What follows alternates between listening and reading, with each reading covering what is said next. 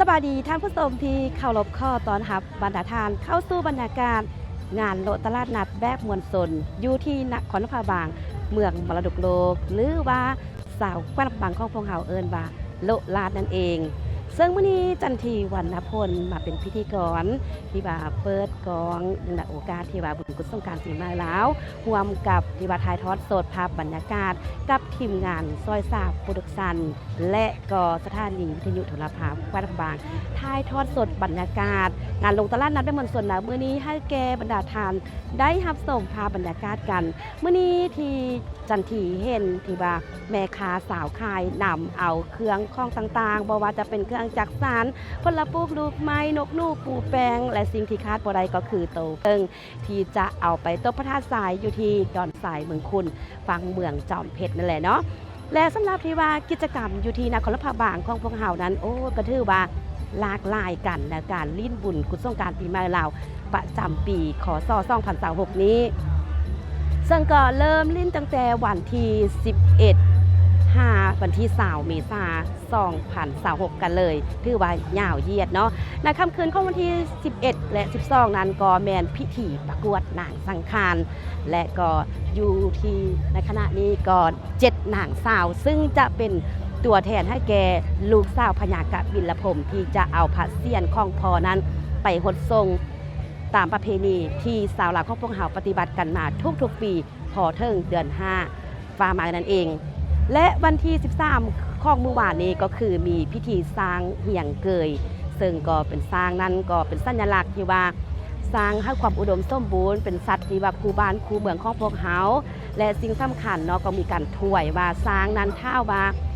กินอาหารชนิดได้ก็จะหมายถึงที่ว่า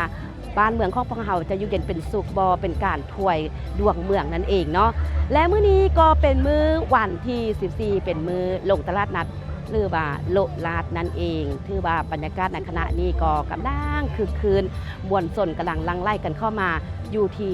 ตลาดนัดแห่งนี้โดยเฉพาะก็แมนได้มาซื้อจับจ่ายผลิตภัณฑ์ต่างๆเพื่อจะได้ประกอบเข้าพิธีทางศาสนาบอกว่าจะเป็นอาหารว่านข่าวบ่เอาไปถ้วยพระสงฆ์สามเณรเนื่องในโอกาสบุญปีใหม่ลาวกัน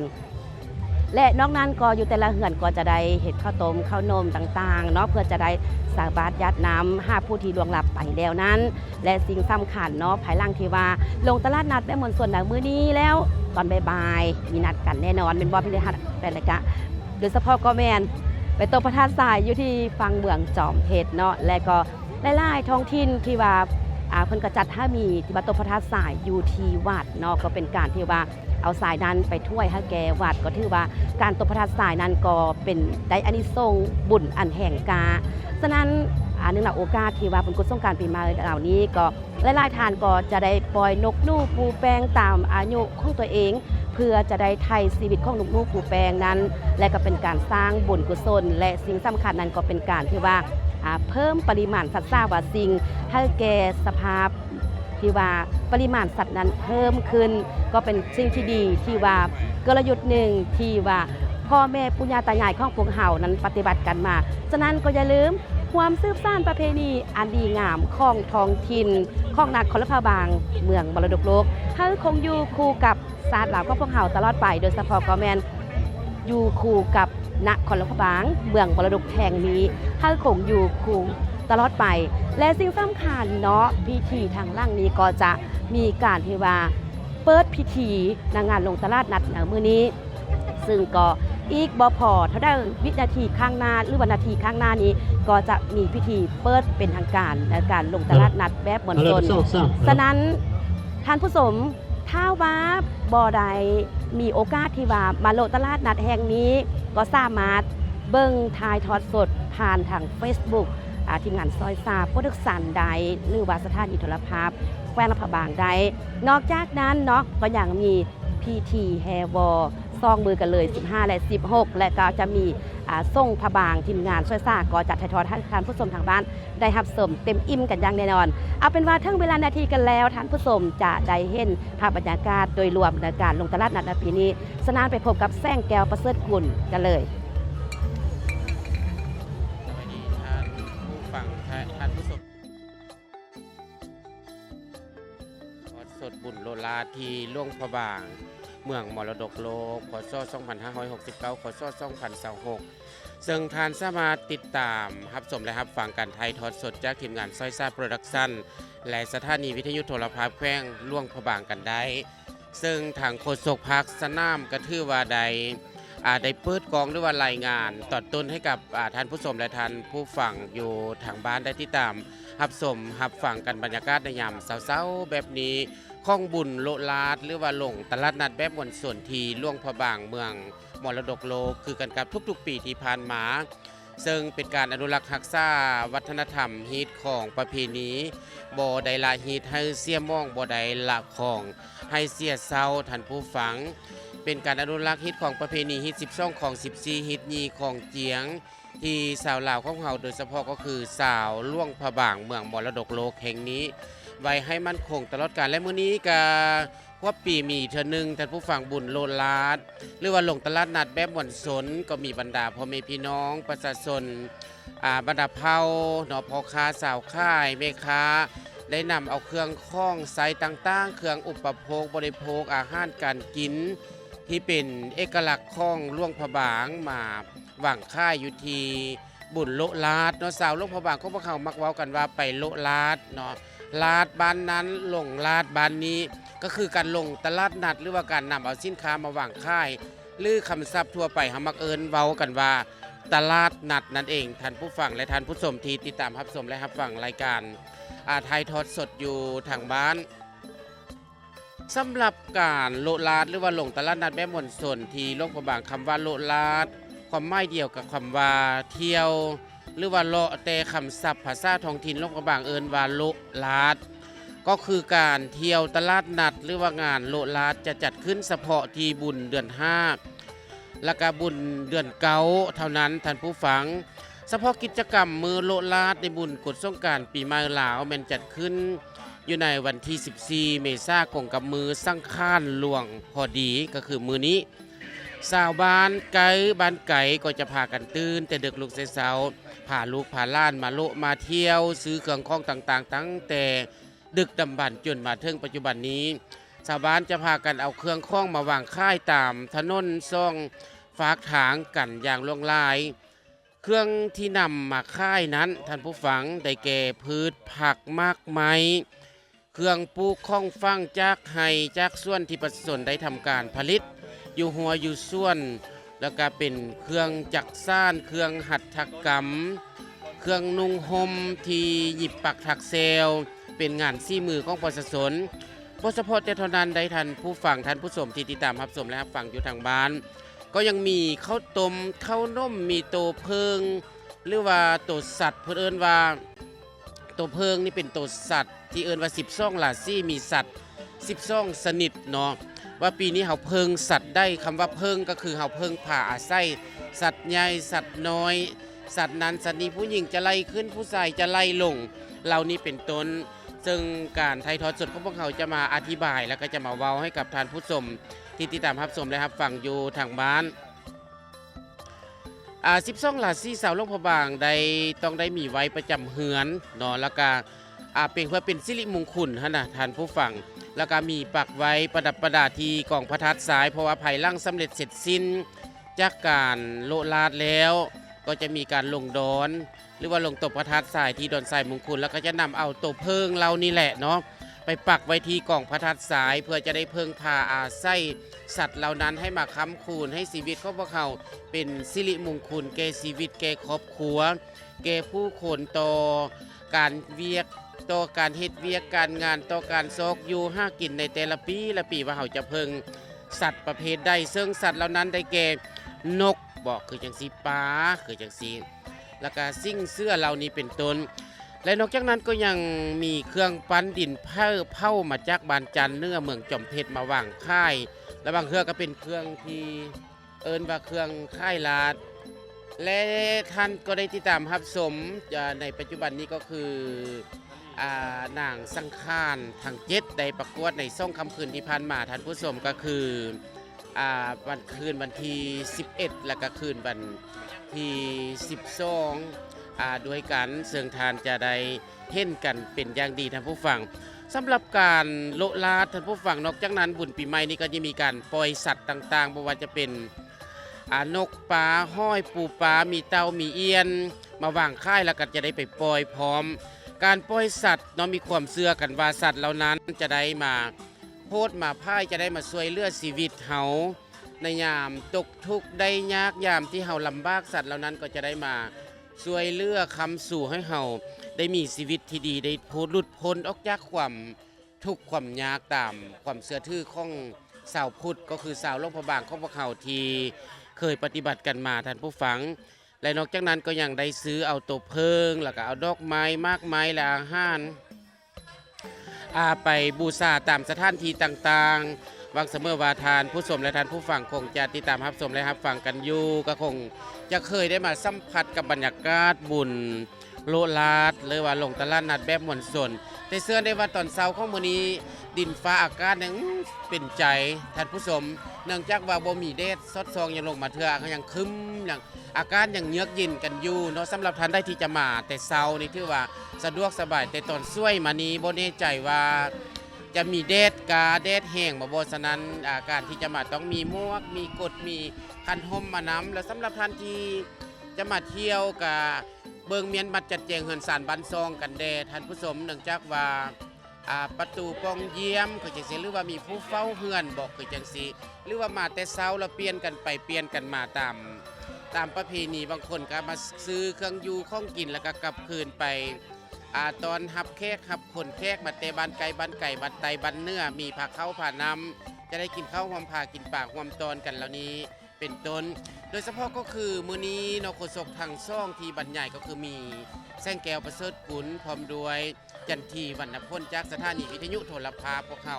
แต่ละปีเนาะจันทีพวกเขาก็ได้มานำเสนอข้อมูลข่าวสารบรรยายเกี่ยวกับวัฒนธรรมนิดของประเพณีโดยเฉพาะสาวหลวงพระบางของพวกเขานี่แหละมาให้กับทุกท่านได้ติดตามรับชมและรับฟังไปพร้อมๆกันเจ้าและนี้ก็คือภาพบรรยากาศโดยรวมอยู่ที่ตัวหน้าน้ำพุเนาะซึ่งจะจัดพิธีเปิดพิธีอย่างเป็นทางการอีกบ่ฮอดได้ข้างหน้านี้ซึ่งภาพนางสังขารทั้ง7นางสาวซึ่งจะเป็นตัวแทนให้แก่พญากบินลูกสาวพญากบินละพรหมที่จะเอาหัวของพ่อไปขนส่งนี่ก็คือภาพมุมสูงเนาะเทวาอยู่ที่เส้นทางกลางเมืองที่จัดให้มีงานลงตลาดนัดแบบมวลชนก็ถือว่าปัจจุบันนี้โอ้ยมวลชนกำลังนั่งไล่กันเข้ามาก็ถือว่าในคณะนี้เนาะอย่างบ่ฮอนอบเอากันเถื่ออย่างบ่แดดกันเถื่อฉะนั้นก็สามารถมาซื้อมาจับจ่ายผลิตภัณฑ์ต่างๆปีนี้ก็ถือว่าเห็นแม่ค้าสาวขายนำเอาเครื่องปลูกของฟังเครื่องจักสานหัตถกรรมปักถักแซวตำฮุกถอใหม่หลากหลายกันเลยที่มาบางขายอยู่ตลาดนัดแห่งนี้เนาะและมื้อนี้ถ่ายทอดสดโดยทีมงานซอยซาวโปรดักชันร่วมกับสถานีโทรภาพแคว้นพะบางท่านผู้ชมทางบ้านรับชมอยู่ในขณะนี้ติดตามอยู่ที่แขวงดาวเมืองได้ก็สามารถที่ว่าคอมเมนต์กันเข้ามาเนาะอยากอวยพรซึ่งกันและกันผ่านทางสื่อของพวกเราก็สามารถคอมเมนต์กันเข้ามาได้เด้อว่าติดตามรับชมอยู่ในขณะนี้อยู่แขวงดาวเมืองดาวและแขวงของบ้านของทานนั้นจัดกิจกรรมอย่างเดนเนาะก็สามารถที่ว่ามาแลกเปลี่ยนกันได้นอกข้อมูลข่าวสารอยู่แต่ละแปลงนั่นเองสำหรับจุดใจกลางของบุญโลลาหรือว่าลงตลาดนัดแบบมวลชนนี้ก็คือน้ำพุนี้นั่นเองท่านผู้ชมเนื่องจากว่าตลาดนัดนี้ได้ตั้งมาตั้งแต่ตอนหน้าอนุสาวรีย์ประธานไก่ซ้อนผมมีห้านเนาะจนฮอดที่แหละหน้าหงแซกเนาะที่เฮามักเอิ้นกันแต่เว้าเรื่องสถานที่โดยเฉพาะก็คือถนนหนทางนี้อย่างปลอดโปร่งโล่งเย็นสบายอยู่อย่างพอไปพอมากันอยู่ว่าตอนเช้าแบบนี้ก็ถือว่าอย่างบ่แออัดกันเทื่อเนาะจันทีไปมาสะดวกสบายบางคนก็มาซื้อข้าวต้มข้าวนมมาซื้ออาหารกันกินบางคนก็ซื้อสัตว์ไปปล่อยบางคนก็มาซื้อเครื่องอุปโภคบริโภคตามเงินไขของแต่ละคนแล้วก็กลับบ้านไปคือจังซี่เยี่ยมเพราะว่าตอนช่วยจะมีการตบพระทัดสายที่ดอนทรายมงคลเนาะฉะนั้นบรรยากาศในปัจจุบันนี้ก็ถือว่าเกี่ยมรอท่าทางคณะประธานเนาะแขกผู้ใหญ่เนาะเพิ่นจะมาเปิดพิธียังเป็นทางการฉะนั้นความเตรียมพร้อมก็คือนางสร้างข้านทาง7เนาะตัวแทนของลูกสาวพญากบินละพรหมก็ได้เกี่ยมพร้อมตลอดถึงคณะกรรมการจัดงานบุญหรือว่าจัดงานบุญลอลาดคือจังซี่ท่านผู้ชม และนอกจากนั้นท่านผู้ชมก็จะได้ติดตามรับชมโลซื้อเครื่องคล้องจากบรรดาอาหารต่างๆอยู่ในบรรยากาศของบุญโลลานี่ถือว่าสินค้าแต่ละชนิดนี่ก็มีโปรโมชั่นคือจังสีบางคนก็อยากมาเอาเครื่องที่ว่ามีโปรโมชั่นอยากมาเอาสินค้าที่ลดราคาคือจังสีบางคนก็ตั้งอยากมาเปิดหูเปิดตามาเบิ่งบุญโลลาถือว่าเป็นเอกลักษณ์เฉพาะหลวงพระบางบ่คือเผอแล้วก็บ่มีเผอคือจังสี เจ้า อันเว้าเรื่องอาหารก็แซ่บโอคือจังสีไปโอคือจังสีงามแท้โอคือจังสีเนาะจันที เจ้าอันนี้ก็คือว่าต้องติดปากของสาวหลวงพระบางกันอย่างแน่นอนเนาะไปสร้างมาใส่ก็ต้องมีคำว่าโอนั่นเองเนาะและถือว่าทุกๆปีเนาะที่จัดให้มีการลงตลาดนัดแบบนี้2ครั้งเนาะก็คือว่าบุญกุศลการปีมาลาวและบุญเดือนเก่านั่นเองเนาะซึ่งก็เป็นฮิตของประเพณีฮิต12ของ14ฮิตนี้ของเจียงที่ปฏิบัติกันมาบ่ได้ขาดก็อย่าลืมความสืบสานประเพณีอันดีงามนี้ให้คงอยู่คู่กับลูกหลานของพวกเฮาตลอดไปในภายภาคหน้าเพราะว่าสิ่งที่ดีงามนี้บ่อยากให้หดหายไปจากที่ว่าสังคมของพวกเฮาเนาะทุกมือนี้มีสิ่งย่อทอหลายๆอย่างเกิดขึ้นฉะนั้นสิ่งที่พวกเขาควรแก่การอนุรักษ์รักษาก็คือฮิตของประเพณีอันดีงามที่เป็นเอกลักษณ์ของท้องถิ่นเนาะอยู่แต่ละแขวงก็มีเอกลักษณ์ที่แตกต่างกันไปคืออยู่ที่นครพะบางเมืองมรดกโลกก็เช่นเดียวกันเนาะแซงแก้วก็จะมีฮิตของประเพณีอันดีงามที่ว่ามีประกวดนางสักข้านี้ถูกแพงแต่สำหรับอยู่ที่นครพะบางแล้วก็ถือว่าเป็น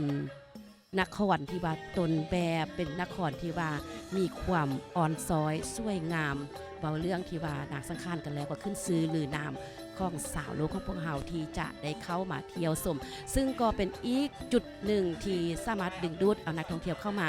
เที่ยวชมแหล่งท่องเที่ยวสถานที่ต่างๆฉะนั้นเนื่องในโอกาสบุญตุสงกรานต์ปีใหม่ลาวปีนี้ก็ขอให้ทุกท่านนั้นหักษาได้ฮิตของประเพณีกันแล้วก็อย่าลืมจะออกไปเล่นซ่ามาซ่าก็หมดฟืนหมดไฟให้หมดเสียก่อนจะออกไปที่อื่นเพื่อความบ่ประมาทโดยเฉพาะประแมนการเกิดอัคคีภัยไฟไหม้บ่เนาะฉะนั้นแตงอยู่ห้องข้าวครัวกินก็ทอดปักเสียบออกเนาะแล้วก็หมดฟืนหมดไฟก่อนจะไปโลกไปเที่ยวเด้อ เจ้าก็ต้องขอขอบใจกับผู้ที่ให้การสนับสนุนเนาะทีมงานซอยซาโปรดักชั่นแล้วก็การถ่ายทอดสดผ่านทางเพจของซอยซาโปรดักชั่นแล้วก็ติดตามรับชมการถ่ายทอดสดจากเพจสถานีโทรทัศน์แขวงหลวงพระบางกันได้ต้องขอบใจกับผู้สนับสนุนการถ่ายทอดสดบ่ว่าจะเป็นบริษัทลาวโทรคมมนาคมบริษัทเบียร์ลาวจำกัดรัฐวิสาหกิจการบินลาวคำเศร้าสปอร์ตแวร์ร้านค่ายเครื่องกีฬาแล้วก็พิมพ์หลายร้านอาหารทีโลลาวห้องแหมสุภัตราห้องแหมคิริดาราสถาบันการเงินจุลภาคที่หับฝากเงินหับฝากแล้วก็สินทรัพย์เมืองเนื้อจำกัดส่วนอาหารเบสคาเฟ่ล่วงพะบางฮานตีเงินโพธิศักดิ์ฮานคาเฟ่ฟูมราบีเครื่องสำอาง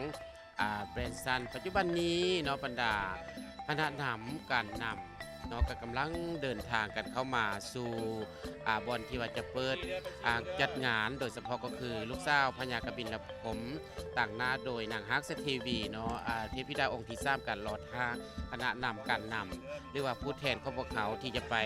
เปิดพิธียังเป็นทางการปัจจุบันนี้เพิ่นกำลังทยอยเดินกันสม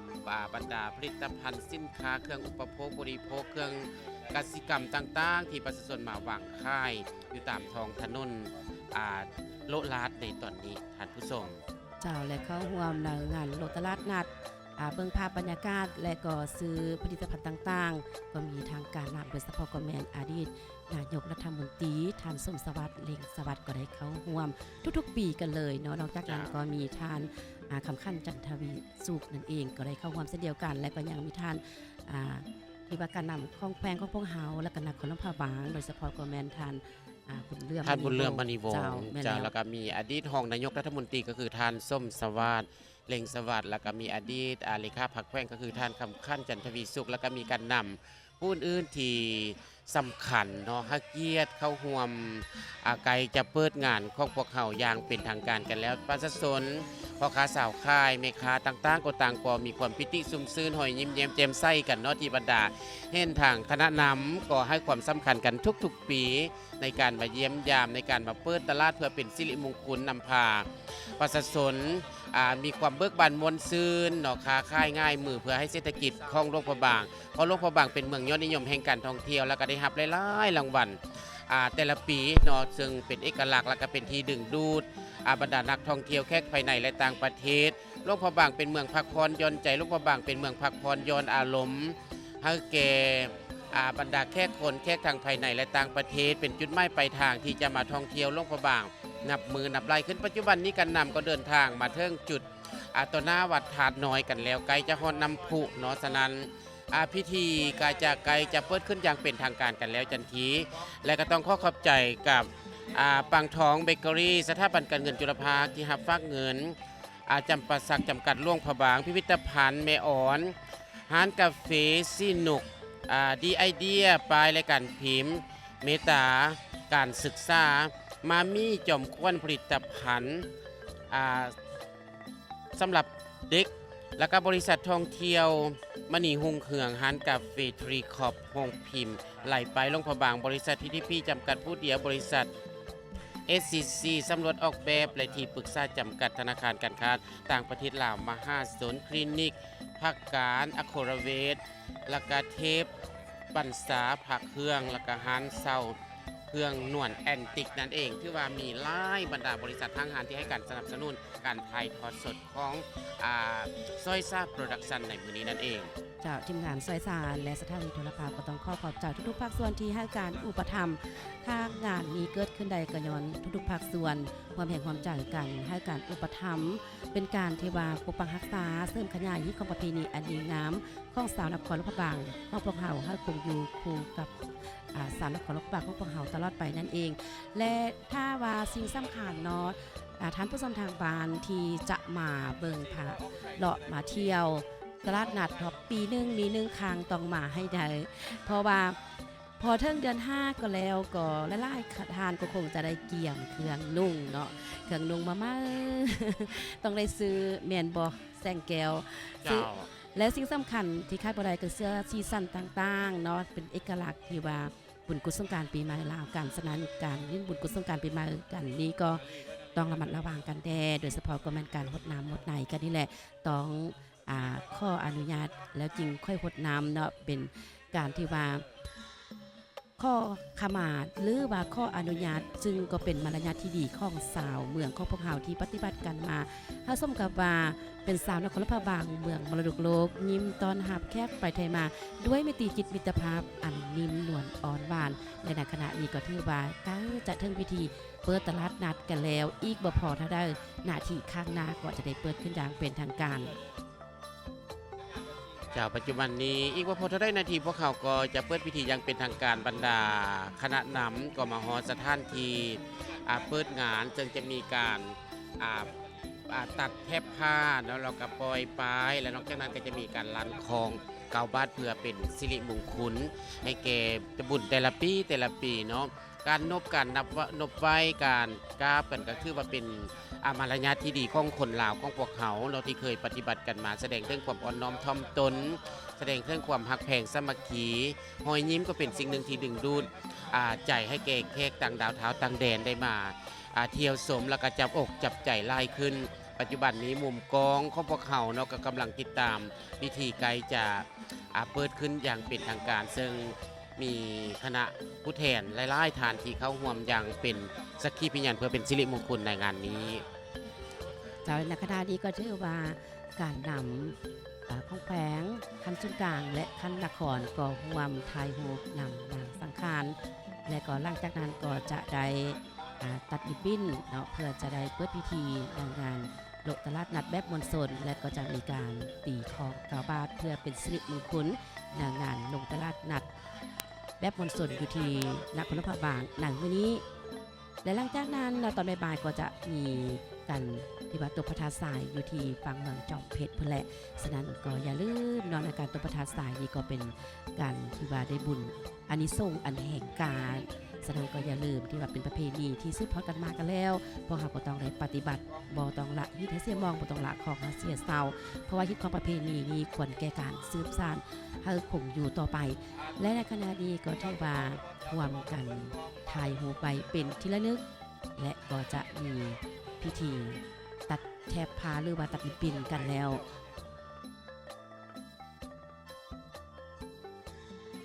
ซึ่งฮาเกียรติตัดริบบิ้นก็มีทานส้มสวัสดิ์เล็งสวัสดิ์อดีตรองนายกรัฐมนตรีทานคำขั้นจันทวีสุขอดีตเจ้าแคว้นพระบางและทานบุญเลื่อมมณีวงศ์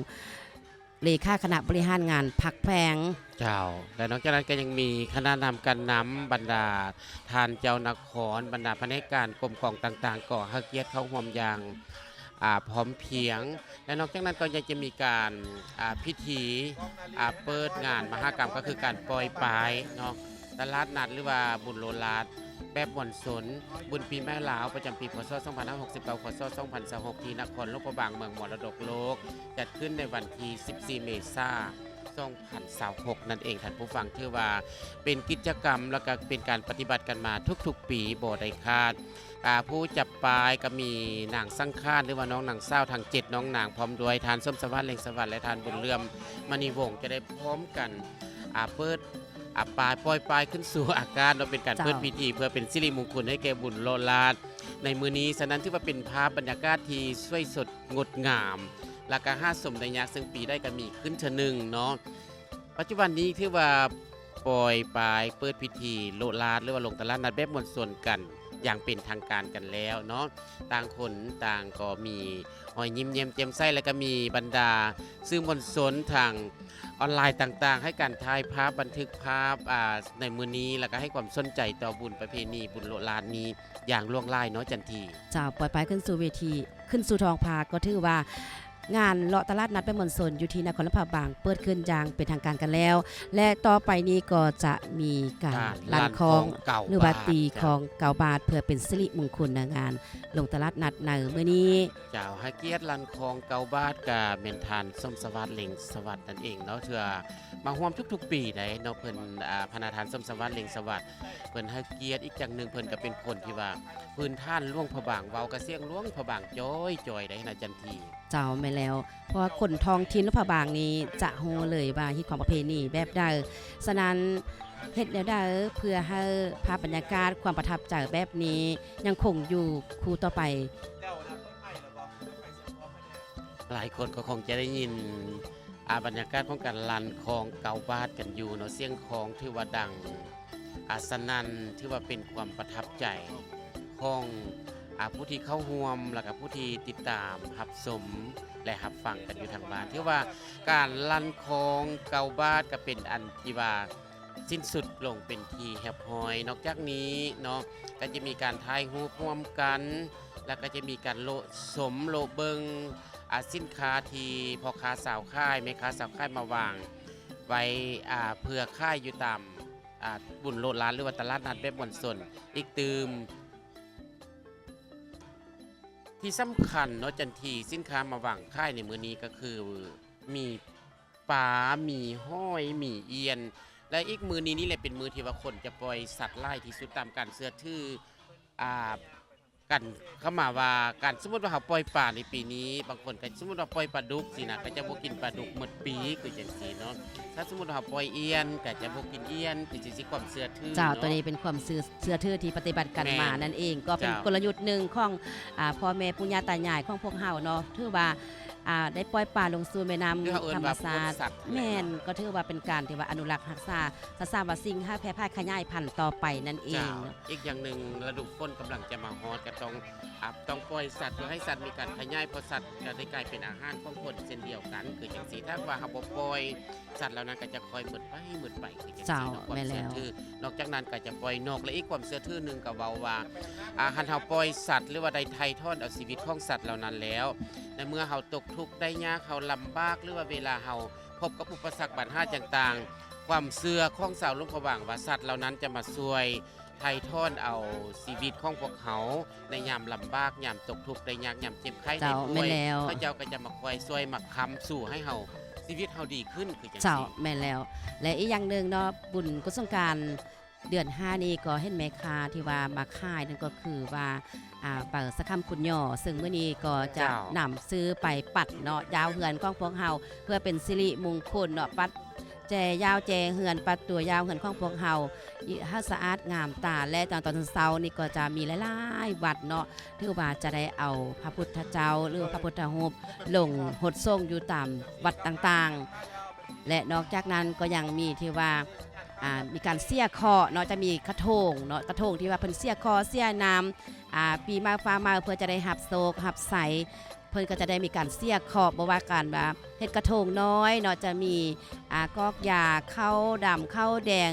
ต่างๆนอกจากนั้นแล้วก็จะตัดเล็บมือซ้ายแล้วก็ไปปล่อยลงสู่แม่น้ำเป็นการที่ว่าปล่อยสิ่งชั่วร้ายทิ่มไปนำปีเก่าปล่อยสิ่งบ่ดีไปนำปีเก่าเวลาเป็นการเสียเคาะเสียเข็นเสียเคาะเดาะน้ำอันใดบ่ดีบ่งามให้ตกไปนำปีเก่าปีแก่ให้มีแต่โชคแต่ไสมีแต่สิริมงคลให้กับชีวิตอันเว้าง่ายๆก็คือสาวพุทธหรือว่าสาวลาวของเฮากับคันว่าบุญปีใหม่ก็รู้สึกว่าตื่นเต้นมันจะมีความประทับใจในได้ที่มันมาติดพันกันมาตั้งแต่เซ็นพ่อเซ็นแม่เซ็นปู่ย่าตายายเนาะจันทีเจ้าแม่นแล้วเป็นเด็กน้อยก็โอ้ยเกี่ยมพร้อมเกี่ยมที่จะเปียกเกี่ยมที่จะหดน้ำมาพร้อมเปียกเนาะอันถือว่าเป็นความเบิ่งบานมนซืนของสาวลาวของเขาโดยเฉพาะสาวหลวงพระบางแล้วบัดนี้แรง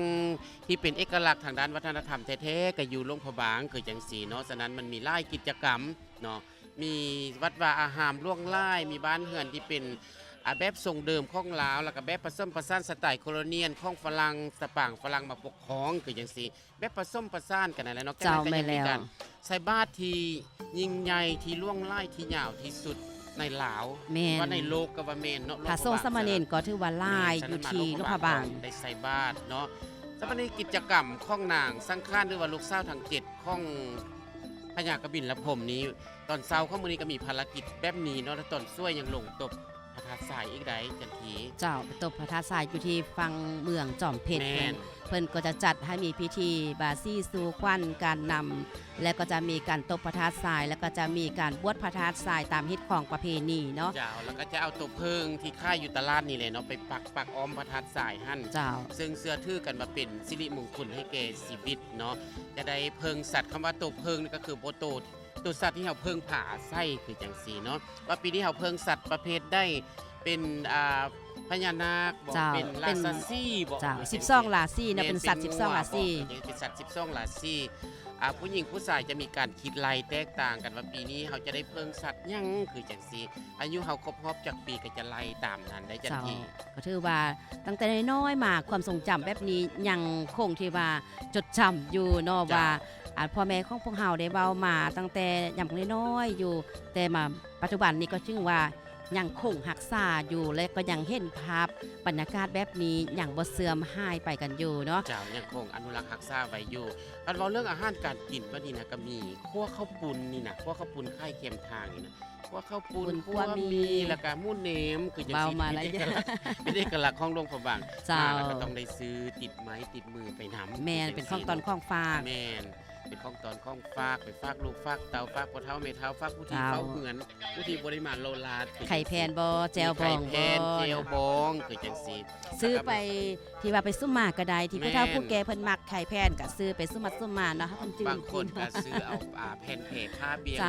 เครื่องหัตถกรรมเครื่องหยิบปักถักเซลโดยเฉพาะทางบ้านพนมเพิ่นก็นำมาบ้างขายตามเส้นกลางเมืองนี่นะเนาะแล้วก็ซื้อเอาเพเบียงเป็นสิ้นบ่เป็นผ้าฝ้ายผ้าไหมบอกไปซุ่มหมาผู้เฒ่าผู้แก่คือจังสีในมือที่เฮาซุ่มหมามือที่เฮาหดเฮาส่ง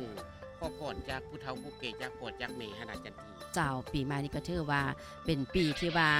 ทุกท่านจะได้รับพรจากผู้พ่อแม่ปู่ย่าตายายเพื่อนมิตรสหายเนาะเป็นการอวยพรซึ่งกันและกันที่ว่าให้พวกเฮานั้นดำรงชีวิตต่อไปจะได้มีโชคมีชัยตลอดปีตลอดไปนั่นเองเนาะก็ถือว่าโอ้ยคือคืนกันได้บรรยากาศในขณะนี้ถ้าท่านผู้ชมทางบ้านอยู่แขวงใดถือว่ายังมีแพทย์ว่ายักษ์มนุษย์พาบางก็ยังทันกันอยู่เนาะยังทันกันอยู่โดยเฉพาะกอแมนเมื่ออื่นนี้ก็จะมีพิธีแฮวอ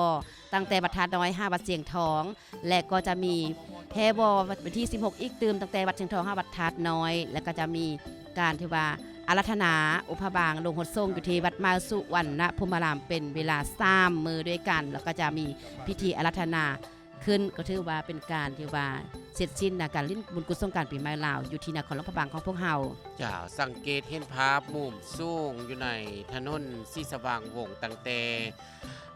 เดินทางคุณเละมาเนาะจนฮอถงแสงได้ถือว่าผู้คนก็เริ่มอังออดหน้าแน่นกันไล่ขึ้นเนาะเพราะว่าอากาศมื้อนี้ถือว่าอากาศเป็นใจแดดบ่ฮ้อนอบอ้าวแต่ก่อนหน้านี้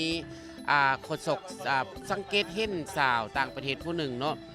ขนาดว่าเขาจะเป็นคนต่างประเทศเขาจะกันอย่างนุ่งสิ้นไม่หลาวคือจังสีเนาะที่ว่าเป็นการเอกอางทนงใจเป็นที่นิยมสมสอบของแขกต่างดาวเท้าต่างแดนที่เห็นได้คุณค่าและก็ความงดงามของผลิตภัณฑ์พื้นเมืองหลวงพระบางหยิบปักถักเซลคนว่าเป็นหญิงลาวก็มือเป็นลายง่ายมือเป็นดอกเนาะสิ้นไม้เสื้อผ้าอาภรณ์ผสมประสานกับวัฒนธรรมทางด้านภูมิปัญญาก็คือการขับการล้ำการบายซี่การสู้ข้นการอวยพรคือจังสีการฟ้อนคือจังสีเพราะว่าจะเป็นขับทุ่มลกประบางอ่านหนังสือขับสล่างซ้ำซ้าซ่องขอนรถไทยขับมายองนาคสะดุงคือจังสีขับลองคองคือจังสีเหล่านี้เป็นต้นเฮ็ดเป็นที่ดึงดูดแขกทางภายในและต่างประเทศและเป็นหนึ่งเฮ็ดให้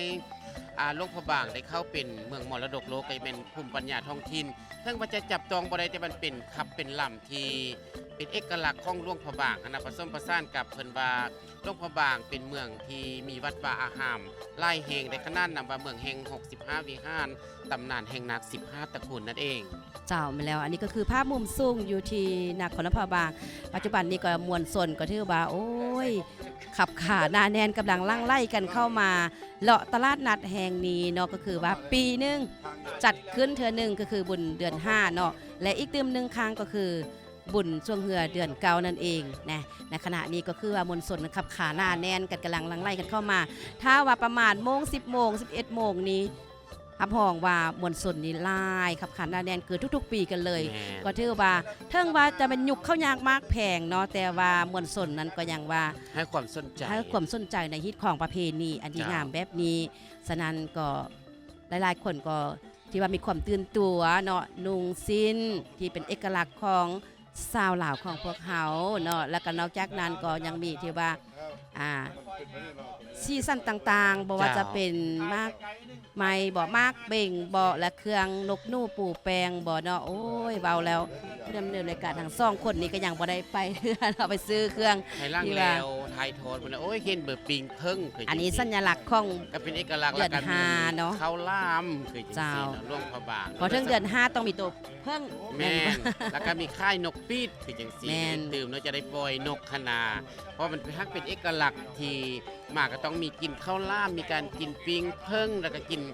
ข้าวปุ้นน้ำปลาข้าวปุ้นน้ำเจลข้าวปุ้นน้ำพริกคือจังซี่เนาะมาที่หลวงพระบางนี่จุดเดียวข้าวซอยคือจังซี่ก็ถือว่าคุ้มเลยเนาะเพราะว่าจะเป็นแหล่งท่องเที่ยว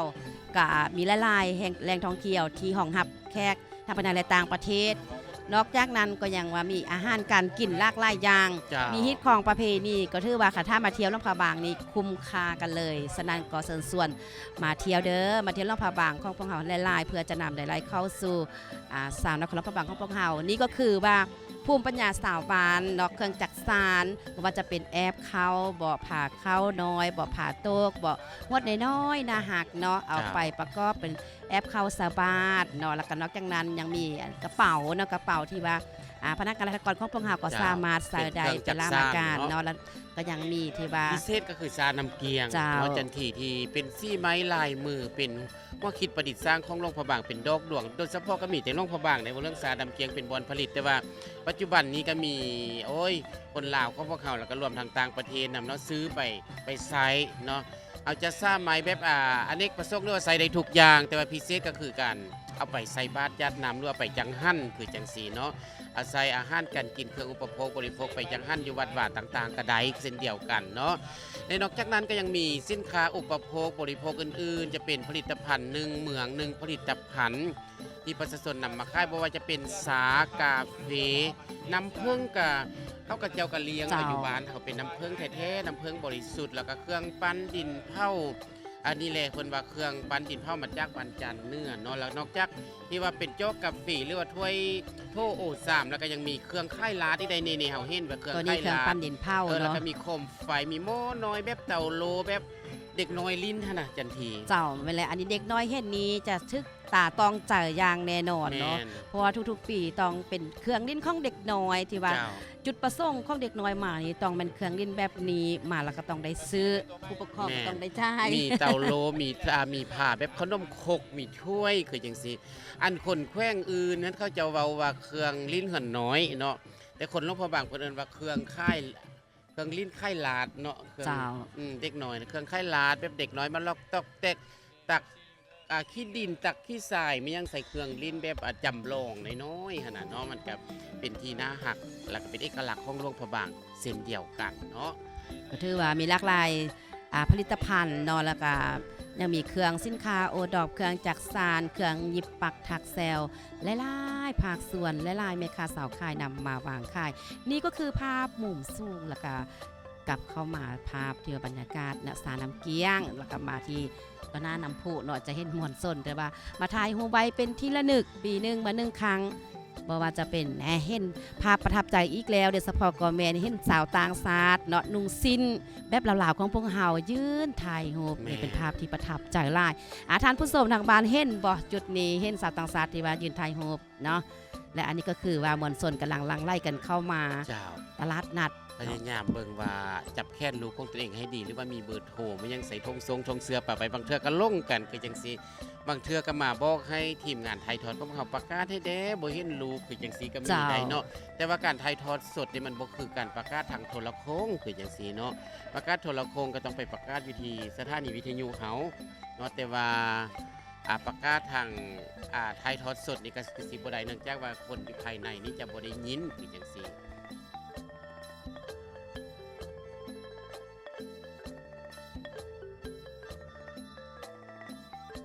ท่านผู้ชมและท่าน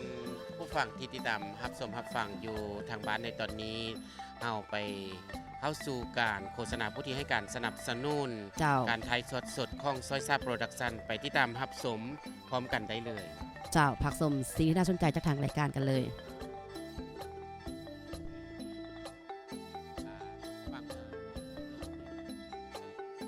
ฟังตั้งแต่ต้นมาเห็นเลยว่าบรรยากาศของตลาดนัดหรือว่าตลาดแบบนับไล่ขึ้นไล่คนเข้ามาถ่ายภาพบรรยากาศพาลูกพาครอบครัวพาพ่อพาแม่พาญาติพี่น้องบางคนก็บินมาตั้งแต่ต่างประเทศเพราะว่าการเดินทางการสะดวกสบายกันเดินทางมาจากทางยนต์ก็สะดวกหรือว่าจะเดินทางมาจากทางรถไฟแต่ว่า การที่จะซื้อฟรีรถไฟเดินทางมาเที่ยวโรงพยาบาลเนี่ยก็ต้องได้เผื่อเวลาไว้ในเนื่องจากว่ามีคนทางเข้ามาไล่ที่เฮ็ดให้ปีนั้นเต็มก้อนนั่นถือว่าสร้างความสะดวกสบายและอยู่ในยุคที่ว่าเข้ายากมากแพงว่าง่ายๆก็คือน้ำมันแพงแล้วก็ค่อนข้างอึดคือจังซี่ทุกคนก็ต้องช่วยกันประหยัดมัธยัติเรื่องของการขับขี่ลดลาพาหนะเรื่องของการใส่รถใส่ถนนคือจังซี่เนาะฉะนั้นหันมาใส่รถไฟฟ้าไล่ขึ้น คือก่อนหน้าจะมานี่ขนส่งเองก็พยายามสแกนรถไฟฟ้าเพื่อที่มานี่เนาะเดินก็ยังบ่ทันสแกนโอ้ยังบ่ทันคล่องแคล่วปันได้เพื่อเนาะถ้าได้ก็ดีเรื่องของการประหยัดมัธยัติเป็นสิ่งที่สำคัญการมาเที่ยวมายังมาใดมา แต่ว่าการที่จะซื้อเครื่องแบบฟุ่มเฟือยจะใส่จ่ายแบบบ่เป็นประโยชน์นะคงจะต้องได้คำนึงถึงหลายหับหลายจ่ายเนื่องจากว่าเราต้องได้ประหยัดรายขึ้นคือจังซี่ แต่ก่อนก็ถือว่าการซื้อการเที่ยวกันอย่างนี้ขับรถขับลาก็ถือว่าเต็มที่กับนี่ก็คือพระธาตุจอมซีซึ่งตั้งอยู่ใจกลางนครหลวงพระบาง เมืองมรดกโลกตั้งอยู่สง่าอย่างองค์อาจกาหันเป็นภาพมุมสูงที่สวยสดงดงามหลาย ปัจจุบันนี้เนาะสภาพอากาศก็ยังครึ้มโดยเฉพาะก็คืออยู่ในระยะของการที่ว่าจะจุดให้จุดส่วนเว้าแล้วก็ยังเห็นภาพพอดีเนาะว่าเรื่องมีคั่วข้าวฟุ้นมีข้าวเคียบมีข้าวโคบมีคั่วเฟอมีคั่วมีแล้วก็มีหมูเนมคือจังสิเป็นเอกลักษณ์ของโลกพระบางได้มาแล้วแต่ละคนต้องได้ซื้อคำว่าหมูเนมนี้ โดยเฉพาะคนต่างแขวงมาโอ้ยคนนครหลวงมาคนแขวงเวียงจันทน์มานี่ซื้อหมู่เนมไปคือจังสีเนาะอาจจะแยกผักออกคนน้อยเพราะยันมันบูดพอไปกับรถไฟมันก็ค่อนข้างสะดวกสบายแล้วก็บ่ได้ใช้เวลาหลายหันนะเรื่องอาหารการกินของหลวงพระบางเนาะและนอกจากนั้นก็ยังมีอื่นๆเนาะบ่ว่าจะเป็นไข่แพนคือจังสีเจียวบองคือจังเจียวบองที่ว่าว่านก็ได้แนวบ่ว่านก็มีแนวใส่นั่งก็มีแนวบ่ใส่นั่งก็มีแล้วแต่ความหักความมักที่ว่าสามารถตอบสนองตามลูกค้าต้องการกันได้คือจังสีเนาะท่านผู้ชมที่ติดตามรับชมอาการถ่ายทอดสดจากซอยซ่าโปรดักชั่นในมื้อนี้แล้วก็ติดตามรับชมกันถ่ายทอดสดทางสถานีวิทยุโทรภาพหลวงพระบางกันได้คือจังสีนะผู้ฟังเข้ามาแล้วอย่าลืมกดไลค์กดแชร์แล้วก็คอมเมนต์ให้กับทีมงานซอยซ่าของพวกเขาเดเนาะว่าปีนี้บรรยากาศเป็นแนวใดหรือว่าอยากให้ตัดภาพไปทางได้เด้อคือจังสีก็สามารถคอมเมนต์กันเข้ามาได้เด้อ เจ้านี่ก็คือจุดที่ว่าถ่ายรูปไปเป็นที่ระลึกเนาะก็ถือว่าบุญกุศลสงกรานต์ปีใหม่ลาวเป็นการที่ว่ารวมญาติเนาะอยู่ที่ไกลอยู่ที่ไก่ไส้ก็ได้มาฮอดมาเทิงมาหาพ่อหาแม่เพิ่นจะได้พักเวียกพักงานต่างๆ แล้วก็จะได้มาหาสู่ครอบครัวเพื่อจะได้ลิ้นบุญกุศลสงกรานต์ปีใหม่ลาวกันเฉพาะกิจกรรมโลลาในบุญกุศลสงกรานต์ปีใหม่ลาวแม่นจัดขึ้นในเมื่อวันที่14เมษายนซึ่งกงกับมือสังขารหลวงชาวบ้านเกอเขียงหรือว่าพ่อแม่สาวค่ายนั้นก็จะตื่นแต่เช้าเนาะพาลูกพาหล้านพาครอบพาครัวมาโลมาเที่ยวซื้อเครื่องซื้อของต่างๆตั้งแต่ดึกเนาะลูกสาวพุ่นแหละเพื่อจะได้มาสู่ตลาดแห่งนี้เนาะและสิ่งสำคัญอยู่ที่ถนนจ้องปากทางนั้นก็มีค่ายเครื่องผลิตภัณฑ์ต่างๆอย่างลวกลายบ่ว่าจะเป็นตัวนกตัวนูตัวห้อยตัวป่าต่างๆที่เพิ่นเอามาวางขายในมื้อนี้เนาะแล้วก็นอกจากนั้นก็ยังมีกระทงเสี้ยเคาะเสี้ยน้ำบางสะคำคูณย่อเนาะแล้วก็เพื่อจะได้ไปทำพิธีทางศาสนาของสาวนครพระบางของพวกเฮาที่ปฏิบัติกันมาพอถึงเดือน5และนี่ก็คือว่าตัวเพิงเนาะตัวเพิงที่มีสัตว์12ราศีเนาะที่แล้วก็นอกจากนั้นก็ยังมีรูปที่ว่าพระเจ้าพระพุทธรูปเนาะจะไปที่ว่าปักเสาพระธาตุทรายอยู่ที่ฟังเมืองจอมเพชรเนาะจะลงในตอนบ่ายของมื้อนี้เป็นตัวพระสายที่ดอนไซเมืองคุณนอกจากนั้นที่ว่าทางบ้านได้ที่มีเงินไขเนาะก็ได้ตบที่ว่าอยู่ที่วัดกันเลยซึ่งก็จะได้นำเอาสายนั้นถ้วยแก่วัดก็เป็นการถ้วยทานเป็นการได้อนุสงฆ์เช่นเดียวกันก็ต้องขอขอบใจกับบรรดาผู้ที่ให้การสนับสนุนการถ่ายทอดสดของทีมไซซ่าโปรดักชั่นเนาะขอบใจกับบริษัทลาวโทรคมนาคมบริษัทเบียร์ลาวจำกัดรัฐวิสาหกิจการบินลาวคำเศร้าสปอร์ตเวหานไข่เครื่องกีฬาและพิมพ์หลายหารอาหารลิโชลาวห้องแฮมสุภัตราห้องแฮมคิริดาราสถาบันการเงินจุลภาคที่หับฝากเงินสินทรัพย์เมืองเนื้อหรือเมืองเนื้อจำกัดเนาะส่วนอาหารเบสคาเฟ่ล่วงพะบางหารตีเงินโพธิสักหารคาเฟ่ฟอร์มูราบีเครื่องซ้ำอางแบรนด์ซีจันแล้วก็สร้างทองเบเกอรี่ปังทองเบเกอรี่สถาบันการเงินจุลภาคที่หับฝากเงินจำปาสักจำกัดล่วงพะบางห้องพิพิธภัณฑ์เมออนหารกาแฟซีนุกดีไอเดียปลายรายการพิมพ์เมตตาการศึกษามามีจอมควนผลิตภัณฑ์สำหรับเด็กน้อยและผู้ใหญ่บริษัทท่องเที่ยวมณีหงเหืองร้านกาแฟรีคอปห้องพิมพ์ไหลปลายล่วงพะบางบริษัททีทีพีจำกัดผู้เดียวบริษัท SCC สำรวจออกแบบและที่ปรึกษาจำกัดธนาคารการค้าต่างประเทศลาวมหาชนสาขาแขวงพะบางคลินิกพักการอโครเวทเทปบันษาเครื่องพระละกหันเศร้าสุดนางนวลแอนติกนั่นเองเจ้าและนอกจากนั้นก็ยังมีภาคส่วนที่ให้การอุปถัมภ์ในงานถ่ายทอดสดทางสถานีวิทยุโทรภาพนั่นก็คือกลุ่มบริษัท DSK Group และการธนาคารการค้าต่างประเทศลาวมหาชนกลุ่มบริษัทผู้ซี่ก่อสร้างแขวงนครบางธนาคารพัฒนาลาวธนาคารแห่งสปปลาวภาคเหนือสถาบันการเงินจุลภาคที่รับเงินฝากจำปาลาวบริษัทลาวธุรคมแขวงนครบางบริษัทอ่างทองแขวงนครบางรัฐวิสาหกิจไฟฟ้าลาวและรัฐวิสาหกิจนำประปาก็ต้องขอขอบใจนำทุกๆภาคส่วนที่ร่วม13ประเพณีอันดีงามโดยเฉพาะก็แมน ให้ทีมงานที่ได้มีส่วนร่วมเผยแพร่ภาพบรรยากาศสดๆงามๆแบบนี้ให้แก่สาวโลกได้ฮู้ได้เห็นฮิตของประเพณีอันดีงามขอบใจทุกภาคส่วนบางว่าโอกาสหน้าคงจะได้รับการร่วมมือและรับการอุปถัมภ์จากทุกฐานอีก ท่านผู้ชมที่ติดตามรับชมการถ่ายทอดจากซอยซ่าโปรดักชั่นในตอนนี้เนาะเว้าเรื่องบุญโลล้านหรือว่าเรื่องตลาดนัดแบบม่วนสนก็ถือว่ามีหลายกิจกรรมคือดังที่ท่านได้ติดตามรับชมกันอยู่ในตอนนี้หรือว่าตั้งแต่เช้าผ่านมาฮอดปัจจุบันนี้เนาะหนึ่งในกิจกรรมนั้นคือดังที่เราได้นำเสนอไปว่าการปล่อยสัตว์หรือว่าการโคดสัตว์เนาะสำหรับการปล่อยสัตว์ในบุญกุศลสงกรานต์ปีใหม่ลาวเป็นประเพณีหนึ่งของลาวเฮาอีกอันหนึ่งเมื่อถึงเทศกาลขึ้นปีใหม่ลาวแล้วนอกจากจะบำเพ็ญกุศลโดยการให้ทานรักษาศีลฟังธรรมเทศนาและอื่นๆแล้วยังมีวิธีการเฮ็ดบุญโดยการโพสสัตว์หรือปล่อยสัตว์ที่เอามาปล่อยนั้นได้แก่ปูปลาห้อยเต่าและอื่นๆและต้องเป็นสัตว์ที่มีชีวิตอยู่เนาะบางคนก็กำหนดปล่อยตามอายุของตนเอง